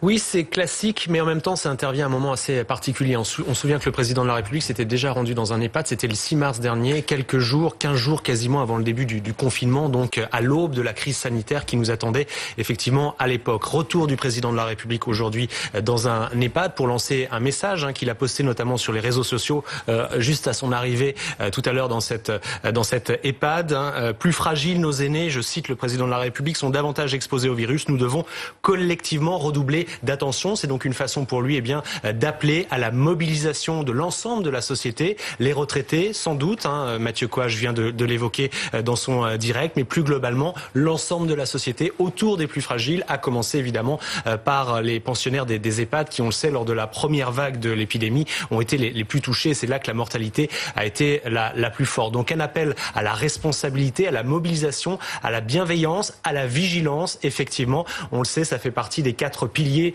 mis en avant par l'exécutif dans cette stratégie de deuxième temps ou de début de deuxième vague. Les gestes barrières, la protection des personnes les plus exposées, tester, tracer, isoler, et puis des mesures locales, on l'a vu à Lyon encore, à Nice ou encore à Marseille et à Bordeaux, donc pour essayer d'avoir une réponse la plus adaptée possible. C'est donc une ligne de crête sur laquelle avance l'exécutif, le président de la République, mais qui envoie clairement un message aujourd'hui à l'ensemble de la société française en se rendant dans cet EHPAD. Et on suivra sa prise de parole à l'issue de sa visite, évidemment en direct sur BFM TV. Céline Moncel du pôle santé de BFM TV est avec nous également, et le docteur Jean-Pierre Thierry, bonjour. Merci, vous êtes médecin spécialisé en santé publique et conseiller médical de France Asso Santé. On voit cette visite d'Emmanuel Macron dans un EHPAD du Loir-et-Cher, avec des enseignements qui ont été tirés depuis plusieurs mois, depuis la crise, le plus fort de la crise sanitaire au mois de mars, puis au printemps. On se dit aussi que la façon dont un pays, dans un contexte ordinaire comme extraordinaire, prend soin, protège ses personnes âgées, ça en dit long sur la société elle-même. Vous avez tout à fait raison, parce que sinon, si on est dans une stratégie de vivre avec le virus, on peut être comparé à la Suède.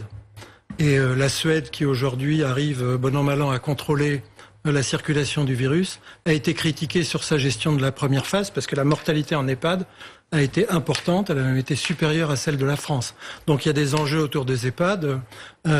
Effectivement, c'est une population très fragile, c'est 500 000 personnes, un peu plus de 500 000 personnes en France. Donc, si on regarde les familles, c'est des millions de Français qui sont concernés.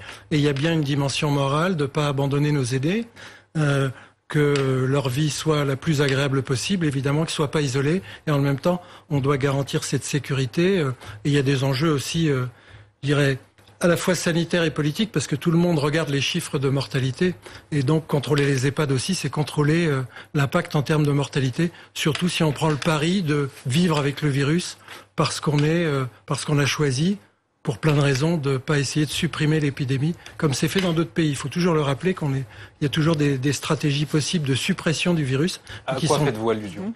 Nouvelle-Zélande, Australie. Mais vous pensez à quoi exactement ? Alors, les stratégies de suppression... Pour ceux qui, à vos yeux, ont choisi, entre guillemets, de supprimer l'épidémie. Non, c'est ceux qui ont pu supprimer l'épidémie en ayant une réponse extrêmement précoce dès le début de l'épidémie. Avec quelles mesures ?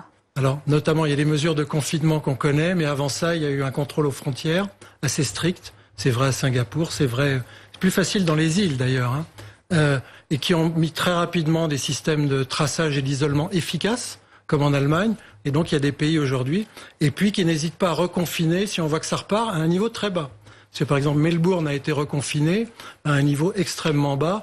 C'est compliqué, d'ailleurs. Plus près de nous, la région de Madrid, quelques 100 000 habitants actuellement partiellement reconfinés. En réalité, ils ne peuvent pas dépasser les frontières de leur quartier, sauf pour des raisons valables. Mais effectivement, Madrid a un niveau haut de circulation du virus, comparé à ceux qui se disent, si je tombe en dessous de 2 ou 3 pour 100 000, à l'intérieur de mon pays, la vie peut redevenir normale. C'est ce qu'on a vu en Chine, c'est ce qu'on a vu dans un certain nombre de pays.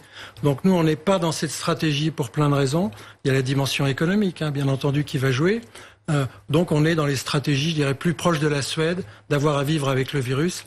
Donc contrôler ce qui peut arriver dans les EHPAD et prier pour que le système hospitalier tienne le coup et que les Français soient responsabilisés, entre guillemets, c'est-à-dire continuent à appliquer les gestes barrières pour éviter un reconfinement. Justement, Céline Moncel, quel est le bilan aujourd'hui de ces personnes âgées? Comment elles ont été touchées au début de l'épidémie et puis aujourd'hui? Alors on peut déjà regarder effectivement, Fanny, où on en est aujourd'hui. On observe une forte augmentation de l'incidence chez les plus de 75 ans. Ces dernières semaines, alors le dernier bilan, c'est une augmentation de 45% lors du dernier point hebdomadaire de l'incidence chez les plus de 75 ans. Et les semaines précédentes, c'était plus 58%, plus 44%.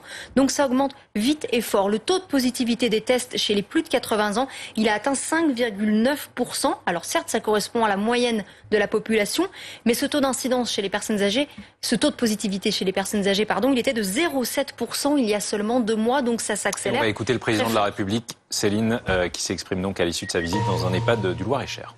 Dans ce contexte de montée du virus à nouveau, je crois envoyer un message le plus clair possible à nos aînés.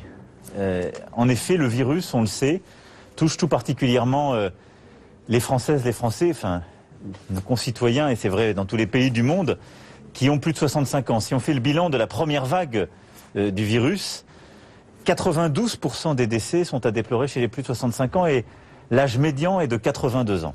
Et donc la vigilance est requise et nous savons que ce virus n'est pas le même et beaucoup plus dangereux lorsqu'on est plus âgé. C'est vrai aussi lorsqu'on a certaines pathologies, certaines faiblesses qu'on appelle les facteurs de comorbidité. Nous sommes dans une période où le virus circule à nouveau rapidement dans certaines régions plus que d'autres, mais en tout cas est présent sur le territoire national. Et j'ai eu l'occasion de le dire, nous avons une stratégie qui a 4 leviers principaux, dont l'un d'entre eux est de protéger au maximum nos aînés. Et c'est là-dessus que je voulais insister aujourd'hui. La première chose, c'est par le respect des gestes barrières, les précautions que nos aînés, plus encore que les autres, doivent continuer de prendre. Beaucoup de nos concitoyens qui ont plus de 65 ans ont une vie active. Qu'ils travaillent, qu'ils soient bénévoles dans des associations. Nous l'avons d'ailleurs évoqué ici même avec Madame la Ministre et Monsieur le Directeur de l'établissement. Beaucoup des bénévoles d'associations qui viennent ici sont eux-mêmes des seniors. Et donc, il est important que ces associations continuent à fonctionner, qu'ils continuent à avoir leur vie, parce que vivre avec le virus, c'est cela, mais en redoublant de précautions.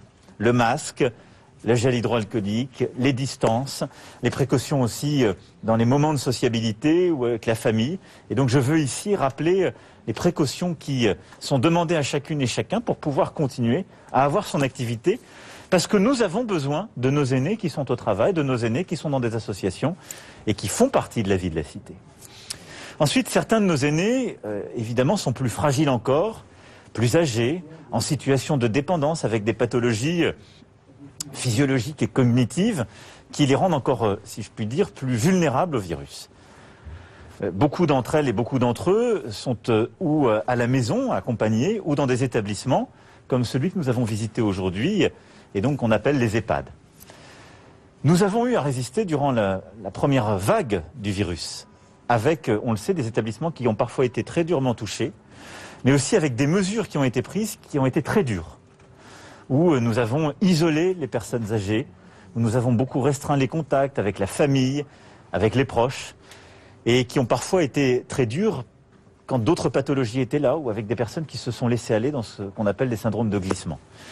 Je veux d'abord vraiment remercier et saluer la mobilisation, le travail de tous les professionnels qui ont été engagés dans cette bataille aux côtés des personnes âgées. Évidemment, les responsables d'EHPAD, les médecins, infirmiers, infirmières, aides-soignantes, les aides à domicile, les auxiliaires de vie, l'ensemble des structures d'ailleurs associatives et professionnelles qui accompagnent, que ce soit à la maison ou dans des établissements spécialisés, nos aînés, et l'ensemble des collectivités territoriales qui sont engagées dans ce travail. Je veux saluer vraiment l'exemplarité de cet établissement et de son directeur qui ont formidablement œuvré lors de la première vague. Maintenant, dans la situation où nous sommes, que devons-nous faire ? Eh bien, trouver l'organisation, si je puis dire, la plus proportionnée et juste. Qu'est-ce que ça veut dire ? Ça veut dire, tester de manière régulière les soignants et toutes celles et ceux qui sont en contact avec les résidents. Et ça, nos agences régionales de santé, avec les professionnels, mettent en place un dispositif et il doit être au plus proche du terrain, adapté, pour permettre justement que celles et ceux qui sont exposés aux personnes les plus vulnérables et été testés ne soient pas porteurs du virus. 2, avoir des règles drastiques évidemment pour tous les soignants et les professionnels qui vont au domicile ou sont en établissement, mais c'est ce qu'on demande aussi aux familles. Et on l'a pu l'évoquer, il y a tout un travail de pédagogie à faire avec les familles durant cette période. 3, tous les intervenants extérieurs doivent faire l'objet aussi de ces précautions, des gestes barrières et au maximum de tests. Mais nous ne souhaitons pas collectivement isoler à nouveau nos aînés. Et je crois que c'est très important dans cette phase dans laquelle nous rentrons, je veux aussi le dire très clairement, nous allons accompagner les responsables d'établissement pour que des règles soient édictées qui permettent justement une réaction proportionnée et en prenant toutes les précautions que je viens de dire, de permettre de continuer à voir la famille, celles et ceux qu'on aime, à continuer à avoir, avec évidemment des restrictions quand le virus circule beaucoup, mais un minimum d'activité, de continuer à avoir des interactions, parce que c'est aussi cela la vie. Et donc la ministre va d'ailleurs tenir dans les prochains jours avec l'ensemble des professionnels du secteur, que ce soit établissement ou professionnels à domicile, avec aussi des responsables justement de l'éthique, pour aider à donner, si je puis dire, un cahier des charges et accompagner. Mais je veux vraiment saluer le formidable engagement de tous mes professionnels soignants et d'encadrement et des familles. Parce que la solution, c'est au plus près du terrain qu'on la trouve, avec du bon sens, le respect des règles sanitaires et beaucoup d'amour. Mais nous ne vaincrons pas le virus en isolant nos concitoyens. Donc c'est dans cet accompagnement, ce chemin de crête que nous allons collectivement avancer. Et puis le dernier message que je voulais livrer, et je crois que cet établissement sans doute le montre de manière absolument exemplaire, c'est que nous avons collectivement à réinventer notre réponse au vieillissement au grand âge. C'est le travail de Madame la Ministre aux côtés du ministre des Solidarités et de la Santé, Olivier Véran. En effet, ce virus nous a, au fond, réappris parfois à vivre avec la mort, réappris notre vulnérabilité. Il nous a aussi montré qu'on était plus vulnérable à un certain âge. Et il nous a conduit à regarder peut-être plus ce qu'on avait l'habitude de le faire jusqu'alors en face, le vieillissement de la population dans lequel nous avions justement à évoluer. On vit de plus en plus vieux dans nos sociétés et nous devons nous en féliciter parce qu'on prévient mieux, parce qu'on soigne mieux. Mais ça suppose aussi d'adapter notre réponse. Et ce sera au cœur de ce que dans les prochaines semaines, nous allons avec la ministre lancer, le LAROC de l'autonomie, LAROC faisant référence à la rue qui abrite ce ministère, et ces travaux faisant référence aussi à une figure tutélaire, si je puis dire, de nos acquis sociaux et de l'État-providence français. Qu'est-ce que ça veut dire? Ça veut dire que nous allons, dans les prochains mois, bâtir une loi, et j'aurai l'occasion d'y revenir et de me réexprimer dans les prochaines semaines sur ce sujet avec plus de détails, mais où on va permettre, avec l'ensemble des professionnels, au fond, d'investir dans le grand âge. Non pas une loi pour donner des grands principes, mais une loi très concrète qui, pour les prochaines années, va nous permettre de construire ce nouvel édifice dont notre nation a besoin. Ça veut dire revaloriser des métiers qui ne sont pas suffisamment valorisés. Ça veut dire trouver les meilleures organisations. On a eu ici un exemple formidable. Donner plus de liberté aux acteurs de terrain, leur permettre de décloisonner les choses, de mieux travailler entre les établissements, l'hospitalisation à domicile, la réponse justement au domicile avec la présence soit d'auxiliaires de vie, soit d'assistants et d'assistantes sociales et d'aides-soignants, d'avoir une réponse qui va de la prévention au médical, et donc ce décloisonnement est absolument essentiel. Et puis c'est un travail de réorganisation et de réinvestissement qui passe par de l'innovation d'organisation, qui passe par de l'innovation en termes de domotique, mais qui est de savoir comment nous redonnons une place à nos aînés pour vivre heureux dans la société. Et c'est ça qui est très important. Au maximum avec leur famille, aussi longtemps qu'ils le souhaitent et que les familles le souhaitent, en couple ou à domicile, et quand c'est nécessaire, soit par intermittence, soit ensuite de manière durable, dans des établissements adaptés. Cette réponse, c'est la loi que nous souhaitons prendre dans les prochains mois. Il y a eu un très gros travail qui a été fait. C'est une réponse globale, extraordinairement ambitieuse, mais je crois aussi que c'est un des éléments de la relance dont notre pays a besoin, en sortie justement de cette crise et dans la durée. Voilà les quelques éléments que je voulais dire et sur lesquels je voulais insister après ce déplacement. Nous sommes à un moment où évidemment le soin pour nos aînés, l'accompagnement est essentiel parce que nous revivons une accélération du virus et nous savons qu'il ils sont très vulnérables. Je vais maintenant répondre à vos questions. Monsieur le Président, vous parlez d'une loi dans les prochains mois. Les soignants que vous avez entendus ici, eux, voudraient que ça aille très vite. Ils vous parlent de cette fatigue qui commence à poindre, des moyens qui manquent toujours. Est-ce qu'avant la fin de l'année, cette loi pourrait être sur les rails? Alors, et puis vous avez un petit mot aussi, vous avez parlé aux résidents de ces EHPAD qui ont eu l'impression parfois d'être soumis à beaucoup de sacrifices dans le manque de visites familiales. On voit qu'à Nice, les visites ont été suspendues, interdites. Est-ce qu'on peut vraiment empêcher d'en arriver là à nouveau si jamais la situation sanitaire se dégrade? Alors, sur votre deuxième question, je l'évoquais, je pense au maximum, on va tout faire avec les professionnels pour le faire. D'abord, je pense qu'il est très important qu'on protège au mieux les EHPAD par le test des soignants, par les tests réguliers, une politique très adaptée. On l'a dit aussi, on est en train de développer de nouveaux tests. Le test oropharyngé, pardon de rentrer dans la technique, qui est moins intrusif que le nasopharyngé, permet justement, en passant par la bouche, d'être plus supportable pour les personnes les plus âgées. On a le test salivaire qui arrive, dont la sensibilité n'est pas la même. On va en préciser l'usage dans les prochaines semaines avant de le déployer. Mais cette stratégie de test nouvelle, évidemment, elle aura les EHPAD, mais aussi, je n'oublie pas, tous les professionnels qui vont au domicile pour mieux protéger.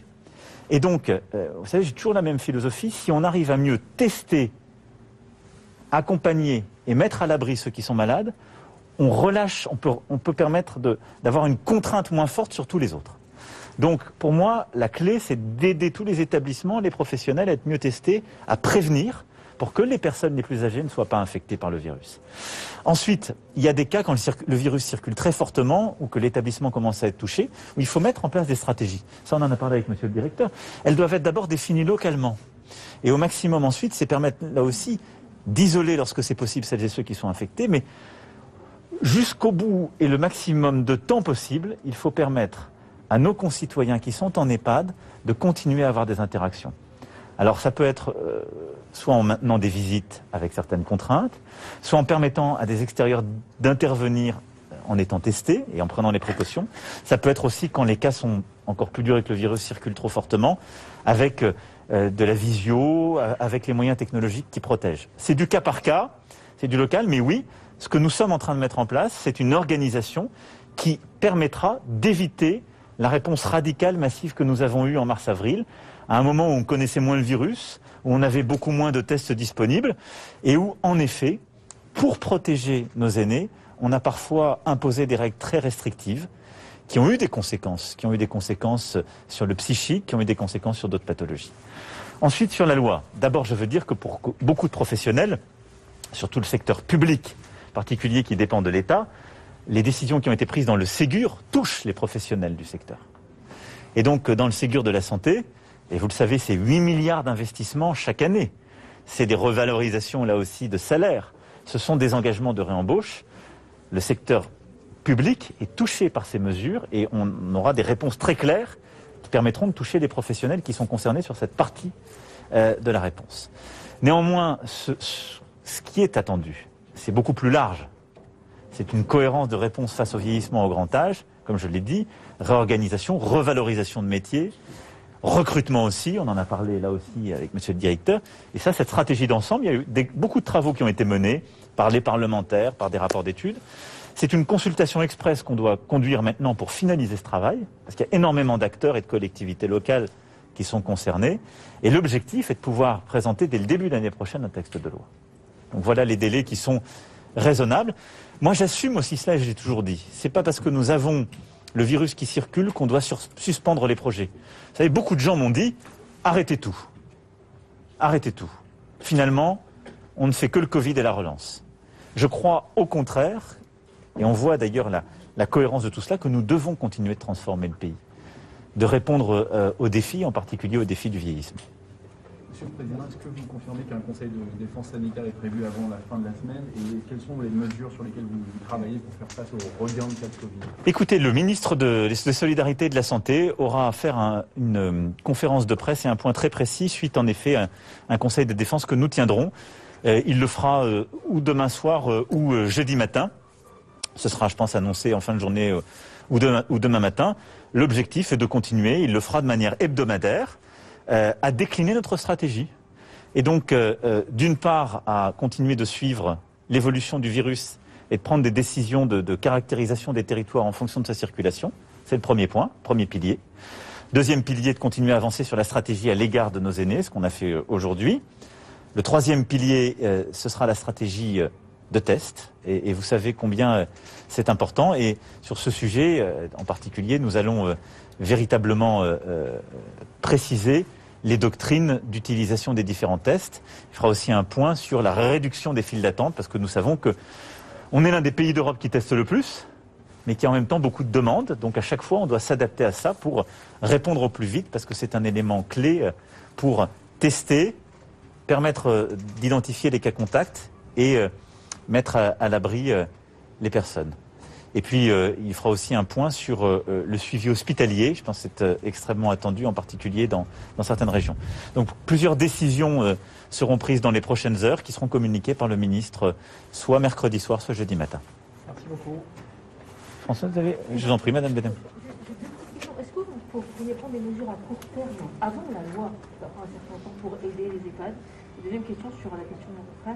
Est-ce que vous pensez que Paris, où le taux d'incidence est remonté au niveau de celui de Lyon, pourrait être concerné par... Alors, le ministre va s'exprimer sur le deuxième point, donc je ne vais pas préempter les annonces. Il a expliqué aussi les critères qui étaient les nôtres. Et c'est tout à fait normal. On a cette vigilance, cette précision, et on essaie d'avoir une réaction proportionnée et adaptée. Ensuite, comme je l'ai dit, oui, on a d'ores et déjà annoncé des mesures. Il y aura dans le projet de loi de financement de la sécurité sociale pour l'année prochaine, qui va arriver dans les prochains jours, des mesures d'ores et déjà de revalorisation salariale et de financement du secteur, qui sont justement afférentes à ce qu'on a appelé le Ségur de la santé. Les annonces ont été faites en juillet. Ça va se traduire dans la loi de financement de la sécurité sociale, et donc avec une mise en œuvre dès le 1er janvier prochain et un vote dans les prochaines semaines. Merci beaucoup. Vraiment, je tiens à remercier le directeur et l'ensemble des personnels et des acteurs de cet établissement remarquable. Merci, Monsieur le Président. Merci à vous. Merci beaucoup. On est à la rencontre des artistes qui sont là. Oui. Je vais dire au revoir au personnel. Au revoir, mesdames. Nous ne vaincrons pas le virus en isolant. C'est l'une des déclarations fortes du président de la République à l'issue de sa visite dans un EHPAD du Loir-et-Cher, visite durant laquelle il a rencontré bien sûr des résidents, mais aussi le personnel et le directeur qui étaient à ses côtés. Docteur Thierry, que vous inspirent les propos du chef de l'État qui n'a pas fait d'annonce à proprement parler, si ce n'est quand même cette loi sur le grand âge qui sera présentée dans les prochains mois? Oui, alors il y a bien deux volets différents. Il y a le court terme, qui risque d'un peu durer, qui est la gestion de crise. Et puis il y a le grand plan d'une nouvelle branche de la sécurité sociale sur la dépendance, etc. Donc sur le premier plan, il a utilisé quasiment un terme que vous avez utilisé, c'est ligne de crête. Alors moi, sur les EHPAD, si justement on résout bien le problème de l'isolement et de ses conséquences, je pense que c'est maîtrisable. Le risque est plutôt au niveau du personnel. Donc la réorientation du test tracé, isolé. On dit maintenant tester, accompagner, mais ça revient au même. Tester, tracer, isoler au niveau du personnel, c'est une des garanties importantes de limiter le risque. Sauf si il y a trop d'arrêts de travail. Donc ça, on n'en parle pas assez. On est vraiment axé sur la mortalité. Il faut regarder aussi ce qu'on appelle la morbidité, les formes graves, qui démarrent quand même avant 65 ans, qui peuvent même toucher les jeunes et qui se traduisent par des arrêts de travail. Donc sur cette partie-là, le dispositif qui est mis en place avec les professionnels dans les EHPAD, donc toutes les EHPAD sont différentes, mais globalement, pour en connaître un peu, je vois bien ce qui peut se passer. L'isolement strict est une réponse épidémiologique humainement non acceptable. Il va falloir la contrôler, organiser les visites du mieux que faire se peut et évidemment isoler immédiatement les personnels qui peuvent avoir été cas contact notamment. Je vous rappelais, l'autre alternative, c'est de demander au personnel après un test positif de résider dans l'EHPAD. Donc ça, il y a eu des gens très courageux pour faire ça, mais c'est pas une solution qu'on peut faire au niveau d'un pays. Donc sur cette partie-là, c'est pas ce qui m'inquiète le plus. Heureusement, dans la gestion des prochains mois de cette crise, pour revenir à ce qu'on a vu à Madrid et dans d'autres pays, sur l'évolution notamment du taux d'hospitalisation et du taux d'hospitalisation en réanimation, qui est l'élément qu'il faut regarder en permanence pour savoir si ça restera une ligne de crête et que ça passera, ou si alors on sera obligé de reconfiner, même localement, de façon beaucoup plus dure. Merci, docteur Jean-Pierre Thierry. Vous l'avez entendu, le président de la République qui a annoncé vouloir trouver une organisation la plus proportionnée et adaptée aux problématiques pour éviter le confinement qui a été vécu dans ces EHPAD au printemps dernier. On reviendra sur ces déclarations, sur ces cas par cas qui seront évalués selon les établissements de santé qui accueillent ces personnes âgées, nos aînés, de qui le président de la République voudra prendre soin, notamment avec cet objectif de projet de loi présenté en début d'année prochaine. On en discute dans notre prochaine édition. Restez avec nous.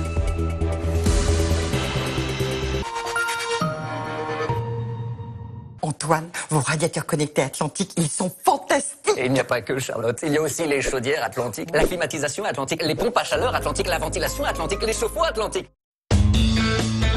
À la Matmut, quand on est bon conducteur, ils vont au-delà du bonus 50. Ils vont jusqu'à 65%.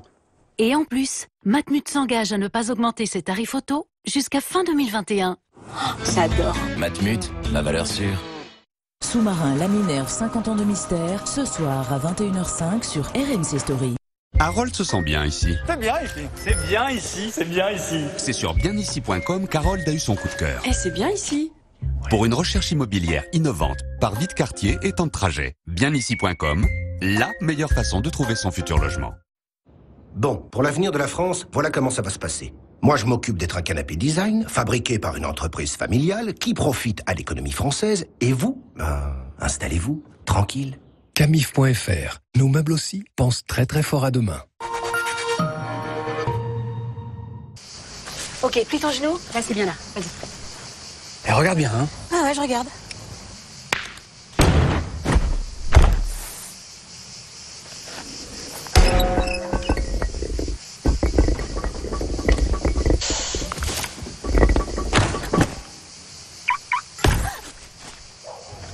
Vraiment là? Tiens. Ça change la vie d'être bien assuré. Aujourd'hui, toutes les entreprises ont besoin de développer leur activité avec un maximum d'agilité. Toutes ont besoin d'accélérer leurs projets, de sécuriser leurs données, de se transformer, de faciliter leurs échanges et de continuer à innover. Avec les solutions SFR Business, gagnez en agilité quelle que soit la taille de votre entreprise. Appelez le 1030. SFR Business, l'agilité au cœur de votre entreprise. 16h30, les titres à la une de l'actualité. Emmanuel Macron qui s'est rendu auprès des pensionnaires et des personnels soignants d'un EHPAD du Loir-et-Cher. Le chef de l'État qui résume son engagement à redoubler collectivement d'attention avec les aînés qui envisagent de mettre en place un projet de loi début de l'année prochaine. Outre-Manche, face à la reprise rapide de la pandémie, le Premier ministre annonce de nouvelles restrictions et notamment la fermeture des bars et des restaurants dès 22h à partir d'après-demain en Angleterre. Suite du procès des attentats de janvier 2015 au tribunal de Paris. Témoignage aujourd'hui des survivants de la prise d'otage de l'hypercachère de la Porte de Vincennes, ainsi que de proches des victimes. Cécile Olivier sur place.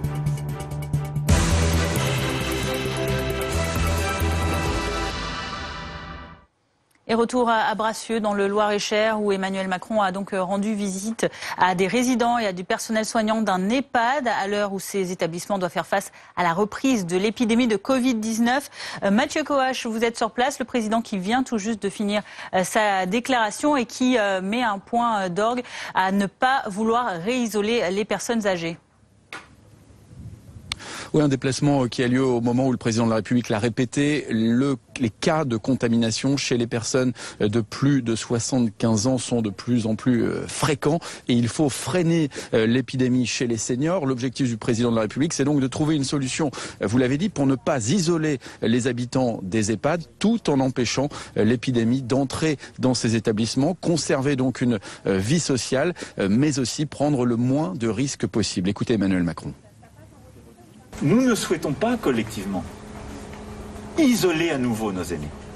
Et je crois que c'est très important dans cette phase dans laquelle nous rentrons, je veux aussi le dire très clairement, nous allons accompagner les responsables d'établissements pour que des règles soient édictées qui permettent justement une réaction proportionnée, de permettre de continuer à voir la famille, celles et ceux qu'on aime, à continuer à avoir, avec évidemment des restrictions quand le virus circule beaucoup, mais un minimum d'activité, de continuer à avoir des interactions, parce que c'est aussi cela la vie.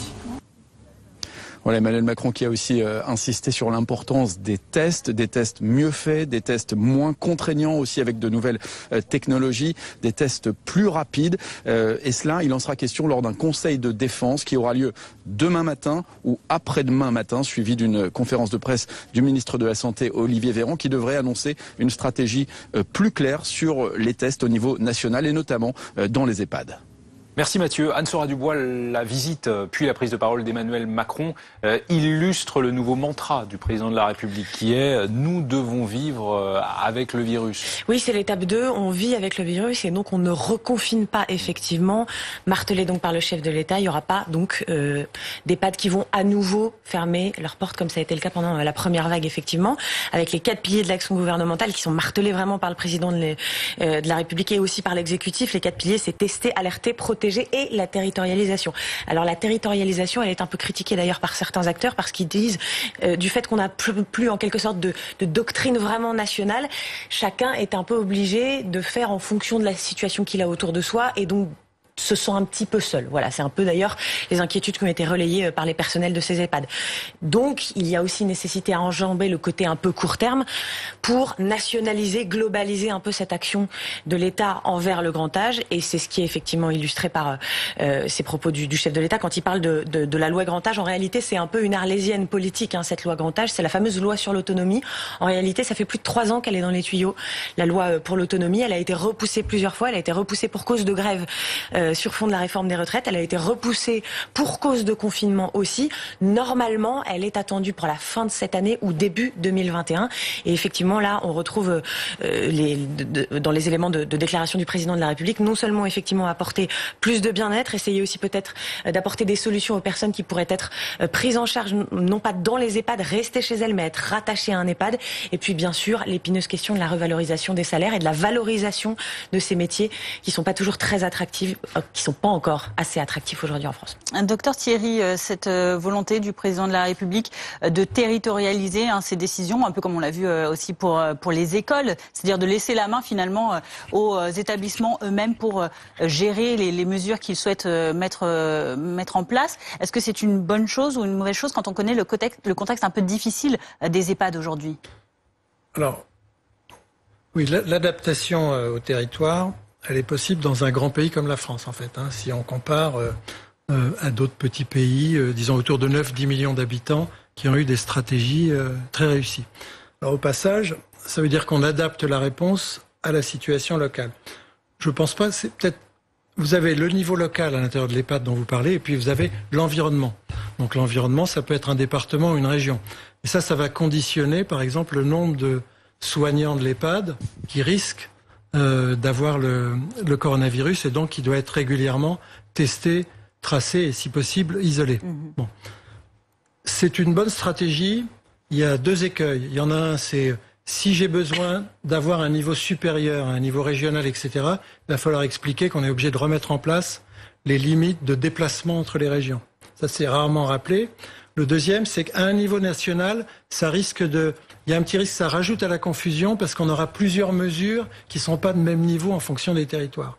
Et ça, c'est déjà observé dans d'autres pays que ça alimente un petit peu l'impression de fouillis, de flou autour des mesures qui sont prises. Donc, ça nécessite là aussi un énorme effort pédagogique. Alors, pour terminer sur la territorialisation, on pense que la communication vers les usagers, que ce soit dans les EHPAD ou ailleurs, elle est mieux faite à partir du terrain que sur une communication centrale, gouvernementale, qui passe par des décrets, qui est plus adaptée et plus compréhensible. Et c'est la relation, notamment, par exemple, avec les élus locaux, avec le maire. Très rapidement, on pouvait penser qu'elle allait être très importante. Céline Moncel, trouver l'organisation la plus proportionnée, la plus juste, c'est ce qu'a dit Emmanuel Macron tout à l'heure, ça c'est l'objectif, alors que la réalité pour le coup c'est une multiplication du nombre de foyers épidémiques au sein même des maisons de retraite, des EHPAD actuellement. Oui. On va revoir quelques chiffres. 178 foyers épidémiques en ce moment sont en cours d'investigation dans les EHPAD sur un peu plus de 1000 sur le territoire. Dans le dernier point hebdomadaire des autorités sanitaires, sur 414 nouveaux clusters, 68 étaient en EHPAD. Et puis ce sont souvent des clusters importants. 69% des clusters en EHPAD comportent plus de 5 cas, 12 cas en moyenne dans les clusters en EHPAD. Et puis ces derniers jours, ces dernières semaines, on a vu pas mal d'exemples. Plus de 50 cas positifs dans un établissement de Bourges, un autre à Roanne dans la Loire, où l'on dénombre 9 résidents décédés et une quarantaine de cas positifs diagnostiqués. En Haute-Garonne, l'Agence régionale de santé estime qu'un tiers des EHPAD compte aujourd'hui au moins un cas positif. Pourquoi c'est si compliqué? Les EHPAD, eh bien, c'est du collectif. Il y a des espaces communs, de la restauration aussi collective, malgré les distanciations sociales et des situations particulières. Juste un exemple que l'on a, de mon point de vue, peu évoqué, celui des unités fermées dans les EHPAD qui accueillent des patients Alzheimer et apparentés. Ce sont des patients auxquels il est très compliqué de faire porter un masque ou de maintenir des gestes barrières, des patients qui bien souvent sont des patients qui déambulent. Voilà, ces cas de figure particuliers montrent la difficulté à appliquer toutes ces règles sanitaires en EHPAD et expliquent aussi ce nombre de clusters importants. Et pour la situation de ces EHPAD, mais aussi de manière plus générale, suivez la conférence de presse de Olivier Véran. Ce sera à suivre demain à 18h. Donc le ministre de la Santé qui va s'exprimer sur cette crise du Covid, sur son évolution sur notre territoire. Conférence de presse donc sur notre antenne à 18h. En Angleterre, comment ça se passe? Eh bien, le Premier ministre Boris Johnson a lui aussi annoncé un renforcement des mesures face à la reprise rapide du Covid-19, alors que le niveau d'alerte a déjà été relevé depuis hier. De nouvelles restrictions aujourd'hui pour éviter un reconfinement total. C'est la volonté du Premier ministre. On écoute Laura Calmus, notre correspondante au Royaume-Uni. Boris Johnson vient tout juste de les énumérer au Parlement. Tout d'abord, les pubs, les bars et les restaurants devront impérativement fermer leurs portes à 22h au plus tard. Et puis une autre mesure phare que Boris Johnson vient tout juste d'annoncer, il veut encourager à nouveau le télétravail. Il avait dit le contraire il y a 3 semaines. Et donc difficile maintenant pour les entreprises de réintroduire le travail à la maison. Et puis une autre mesure phare qui semble un peu arriver en retard comparé à la France, c'est le port du masque obligatoire pour les vendeurs, pour les serveurs et également pour les chauffeurs de taxi. Ce sera le cas à partir de lundi et toute personne qui ne respectera pas cette règle se verra verbalisée avec une amende de 200 €. Il interdit également les mariages de plus de 15 personnes et le retour des fans dans les événements sportifs qui devaient avoir lieu à partir du 1er octobre sera finalement décalé. Alors Boris Johnson a bien voulu l'expliquer. Il a dit qu'il avait pesé le pour et le contre pour tenter d'essayer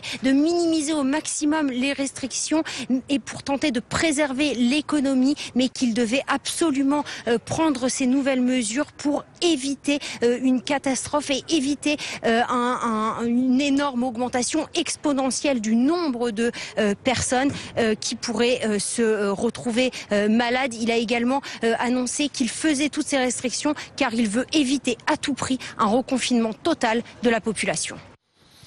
Le début des auditions des parties civiles dans le volet hyper cachère du procès des attentats de janvier 2015. Audience lourde, très émouvante encore aujourd'hui avec de nombreux témoignages, notamment des proches des personnes exécutées et des survivants. Emeline Darcourt. Zari Siboni, 26 ans, commence son audition avec pudeur. « Je tiens à m'excuser auprès des familles des victimes, dit-elle. J'espère que ce que je vais dire ne va pas alourdir leur peine. » Mais elle est là pour témoigner. Elle raconte la première détonation, celle qui a touché Yohan Cohen. L'agonie d'1 heure de celui-ci. La froideur d'Ahmedi Koulibaly, ses bottes militaires, son arsenal d'armes et d'explosifs et ses plaisanteries déplacées. Elle rapporte une déclaration du terroriste aux otages. « Vous êtes les 2 choses que je déteste le plus au monde, vous êtes juifs et français. » Avec les mots de la jeune femme, 4 heures d'épouvante sont livrées au tribunal. Zari revit la scène à chaque fois qu'elle témoigne. C'est une douleur de revivre cette scène d'horreur, mais d'un autre côté, pour elle, il est fondamental de rappeler ce qui s'est passé.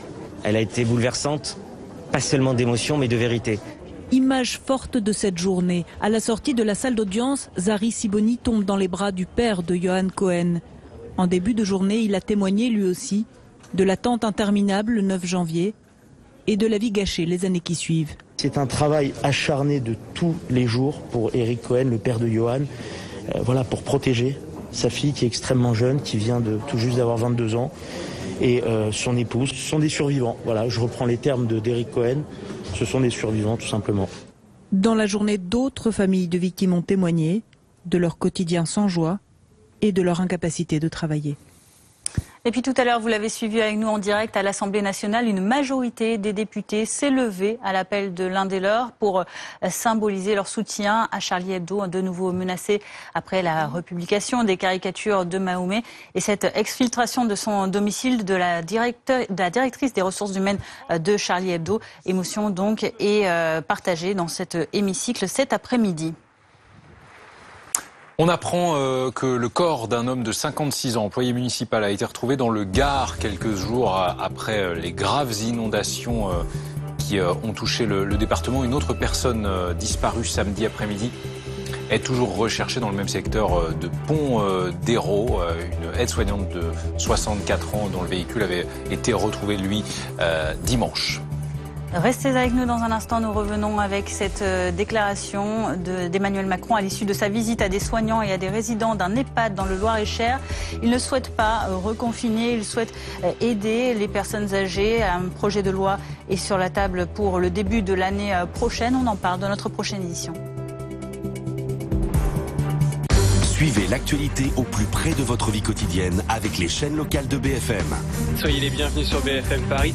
Info, trafic, météo, sport, culture, BFM en région. Regardez notre vélo BFM Paris. Nous allons éclairer vos trajets quotidiens. Déjà à Paris et en Ile-de-France, Lyon et sa métropole. Bienvenue sur BFM Lyon. Lille, son agglomération et le littoral. Bonjour Lille, ravi de vous retrouver. Les locales de BFM au plus près de vous. Sur la TNT, les box opérateurs et sur tous vos écrans.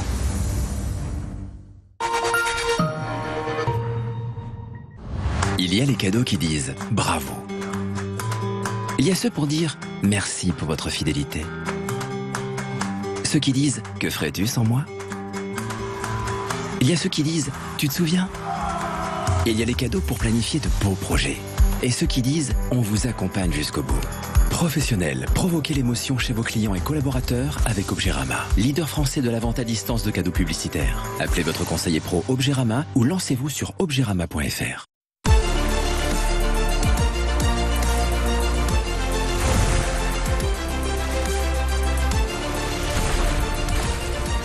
Derrière les uniformes, sous les protections, il y a des vies engagées à nous protéger. Mais elles, qui les protège? Tego, assurer toutes les vies engagées. Prévoyance, santé, retraite, assurance.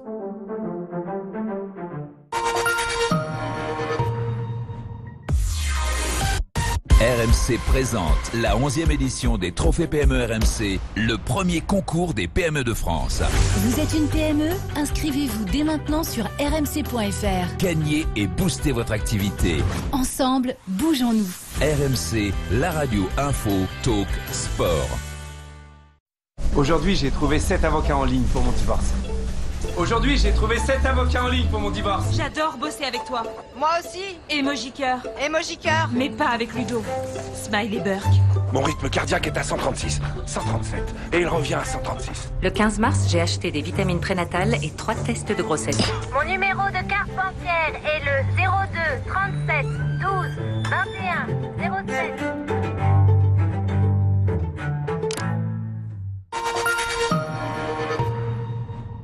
15h45 à la une, Emmanuel Macron dans un EHPAD du Loir-et-Cher. Le président qui a rencontré des personnels et des résidents alors que les personnes âgées sont les plus exposées au risque de formes graves du Covid-19 et que les foyers se multiplient dans ces établissements. Des mesures seront prises au cas par cas. Les familles des personnes exécutées durant la prise d'otage à l'hypercachère de la porte de Vincennes à Paris témoignent depuis ce matin au procès des attentats de janvier 2015. Les survivants également sont entendus. Le président de la République à la rencontre des résidents, des personnels soignants de cet EHPAD du Loir-et-Cher. Une visite au moment où l'épidémie progresse de plus en plus dans les régions et touche en particulier ces personnes âgées. Le chef de l'État qui, à l'issue de ces rencontres, a confirmé que la stratégie de l'exécutif était de ne pas isoler les aînés. Nous ne souhaitons pas collectivement isoler à nouveau nos aînés. Et je crois que c'est très important dans cette phase dans laquelle nous rentrons. Je veux aussi le dire très clairement. Nous allons accompagner les responsables d'établissement pour que des règles soient édictées qui permettent justement une réaction proportionnée, de permettre de continuer à voir la famille, celles et ceux qu'on aime, à continuer à avoir, avec évidemment des restrictions quand le virus circule beaucoup, mais un minimum d'activité, de continuer à avoir des interactions, parce que c'est aussi cela la vie. Docteur Thierry, vous êtes médecin spécialisé en santé publique. L'ambition d'Emmanuel Macron, c'est de protéger les personnes âgées sans pour autant les isoler, même si, selon les départements, parfois il y a de nouvelles restrictions, notamment pas plus de 2 visites par semaine par résident. C'est une bonne chose, à vos yeux? Alors, si vous voulez, donc, effectivement, la population qui est dans les EHPAD, c'est la population à risque par excellence, puisqu'on sait qu'à la fois les formes graves et les formes malheureusement mortelles, on les retrouvait chez les plus âgés. Donc, ça a été dit par le président. Donc, rappelons ici, dans des stratégies qu'on peut appeler de vivre avec le Covid, il faut rappeler que le gouvernement suédois a été très critiqué pour avoir mal protégé les EHPAD, et la mortalité dans les EHPAD suédois, dans les maisons de retraite suédoises, rapportée à la population, était encore plus importante qu'en France dans la première vague. Sachant qu'en France, au printemps, 1/3 des morts déclarés, officiels, l'étaient dans des maisons de retraite, dans des EHPAD. Et la moitié en Suède. D'accord, avec un taux de mortalité qui était supérieur au nôtre. Hein. Donc, derrière cette ligne de crête où on va essayer de vivre avec le virus, parce que, pour plein de raisons, on n'adopte pas les techniques de suppression qui sont utilisées ailleurs, hein, qui sont ce qu'on a vu, la répétition des confinements stricts, le contrôle aux frontières, l'isolement très rapide, etc. Protéger les gens dans les EHPAD, tout en essayant de laisser la possibilité aux familles de pouvoir voir les aînés, de pas les isoler. Hein. C'est comme ça qu'on doit entendre cet isolement.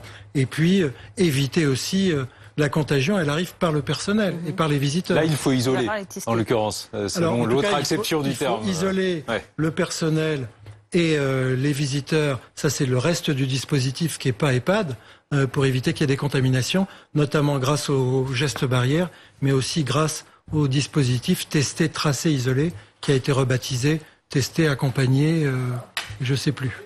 Alors le président de la République a également annoncé des règles drastiques donc pour les professionnels, puisque vous l'avez dit, ce sont les principaux vecteurs de cette contamination dans ces EHPAD. Une pédagogie également auprès de la famille. Il faut protéger aussi ces soignants, hein, c'est impératif. On a vu que ça a été très compliqué pour eux, même psychologiquement, d'encaisser tous ces morts, ces contaminations. On sait qu'elles ont été très, très mises à l'épreuve et qu'elles sont en nombre insuffisant. Est-ce qu'aujourd'hui, ce qu'a annoncé Emmanuel Macron, ça peut déjà faire voir un peu le bout du tunnel à ces soignants? Alors, oui, si le dispositif de mise sous contrôle de la circulation du virus est efficace dans leur environnement. Hein. Mais vous avez raison de parler des soignants aussi, parce que d'abord, ils sont plus jeunes. On est vraiment focalisé sur la mortalité. Alors, on a raison, mais il y a aussi des formes graves. Il y a des arrêts de travail. Maintenant, il y a une problématique des séquelles qui est en train d'être regardée. Donc, ça forme un ensemble. Et donc, on comprend que le président a parlé à un moment d'une ligne de crête. Donc, la stratégie qui doit être mise en place sur les EHPAD, j'espère qu'elle fonctionnera. C'est pas le secteur obligatoirement le plus difficile à adresser. Si on regarde le personnel, les familles, là, on est dans la population générale. Et là, c'est là où on saura dans 1 mois ou 2 si on a réussi à contrôler le virus, même en choisissant l'option vivre avec le virus, ou s'il faut repasser par des phases beaucoup plus dures de reconfinement, ne serait-ce qu'au niveau régional ou au niveau des grandes métropoles. Éric Frégona est également avec nous. Bonjour, vous êtes directeur adjoint de l'association des directeurs au service des personnes âgées. Et aujourd'hui, est-ce que vous estimez que des enseignements ont été tirés depuis la période du printemps, période très difficile, notamment dans les maisons de retraite, dans les EHPAD?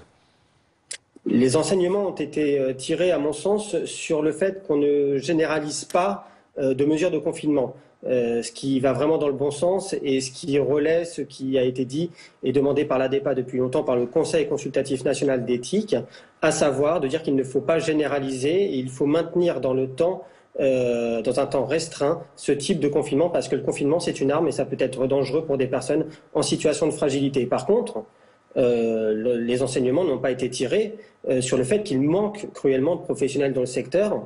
On voit bien que le secteur est aujourd'hui au bord de la rupture. Emmanuel Macron parlait d'une ligne de crête. On pense qu'il y a véritablement que le secteur, les professionnels et les personnes âgées et leurs familles sont sur une ligne de crête depuis bien longtemps. Ça fait depuis 2018 que l'ensemble du secteur s'était révolté par rapport au manque de professionnels avec des grèves. On a eu des rapports depuis 3 ans et puis aucun professionnel de plus à ce jour. On pense que ça peut être très compliqué dans les semaines à venir si le virus continue à se propager.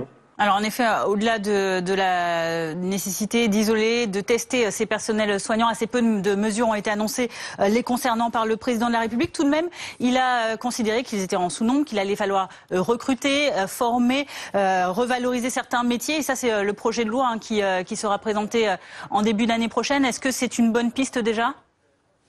Oui, c'est une bonne piste, mais les pistes ont déjà été définies par les rapports parlementaires, par les rapports ministériels. On souhaite aujourd'hui qu'on ne soit plus dans des promesses, très clairement, mais dans des engagements forts. Alors là, c'est encore reculé à 2021. Nous, on attendait vraiment cette loi. Il y avait une promesse, en tout cas, pour que fin 2019, il y ait ce projet de loi. On ne peut plus attendre. Aujourd'hui, c'est une loi qui est nécessaire. Et même avant la loi, il y a des mesures très fortes à faire. Moi, je vous en donne une.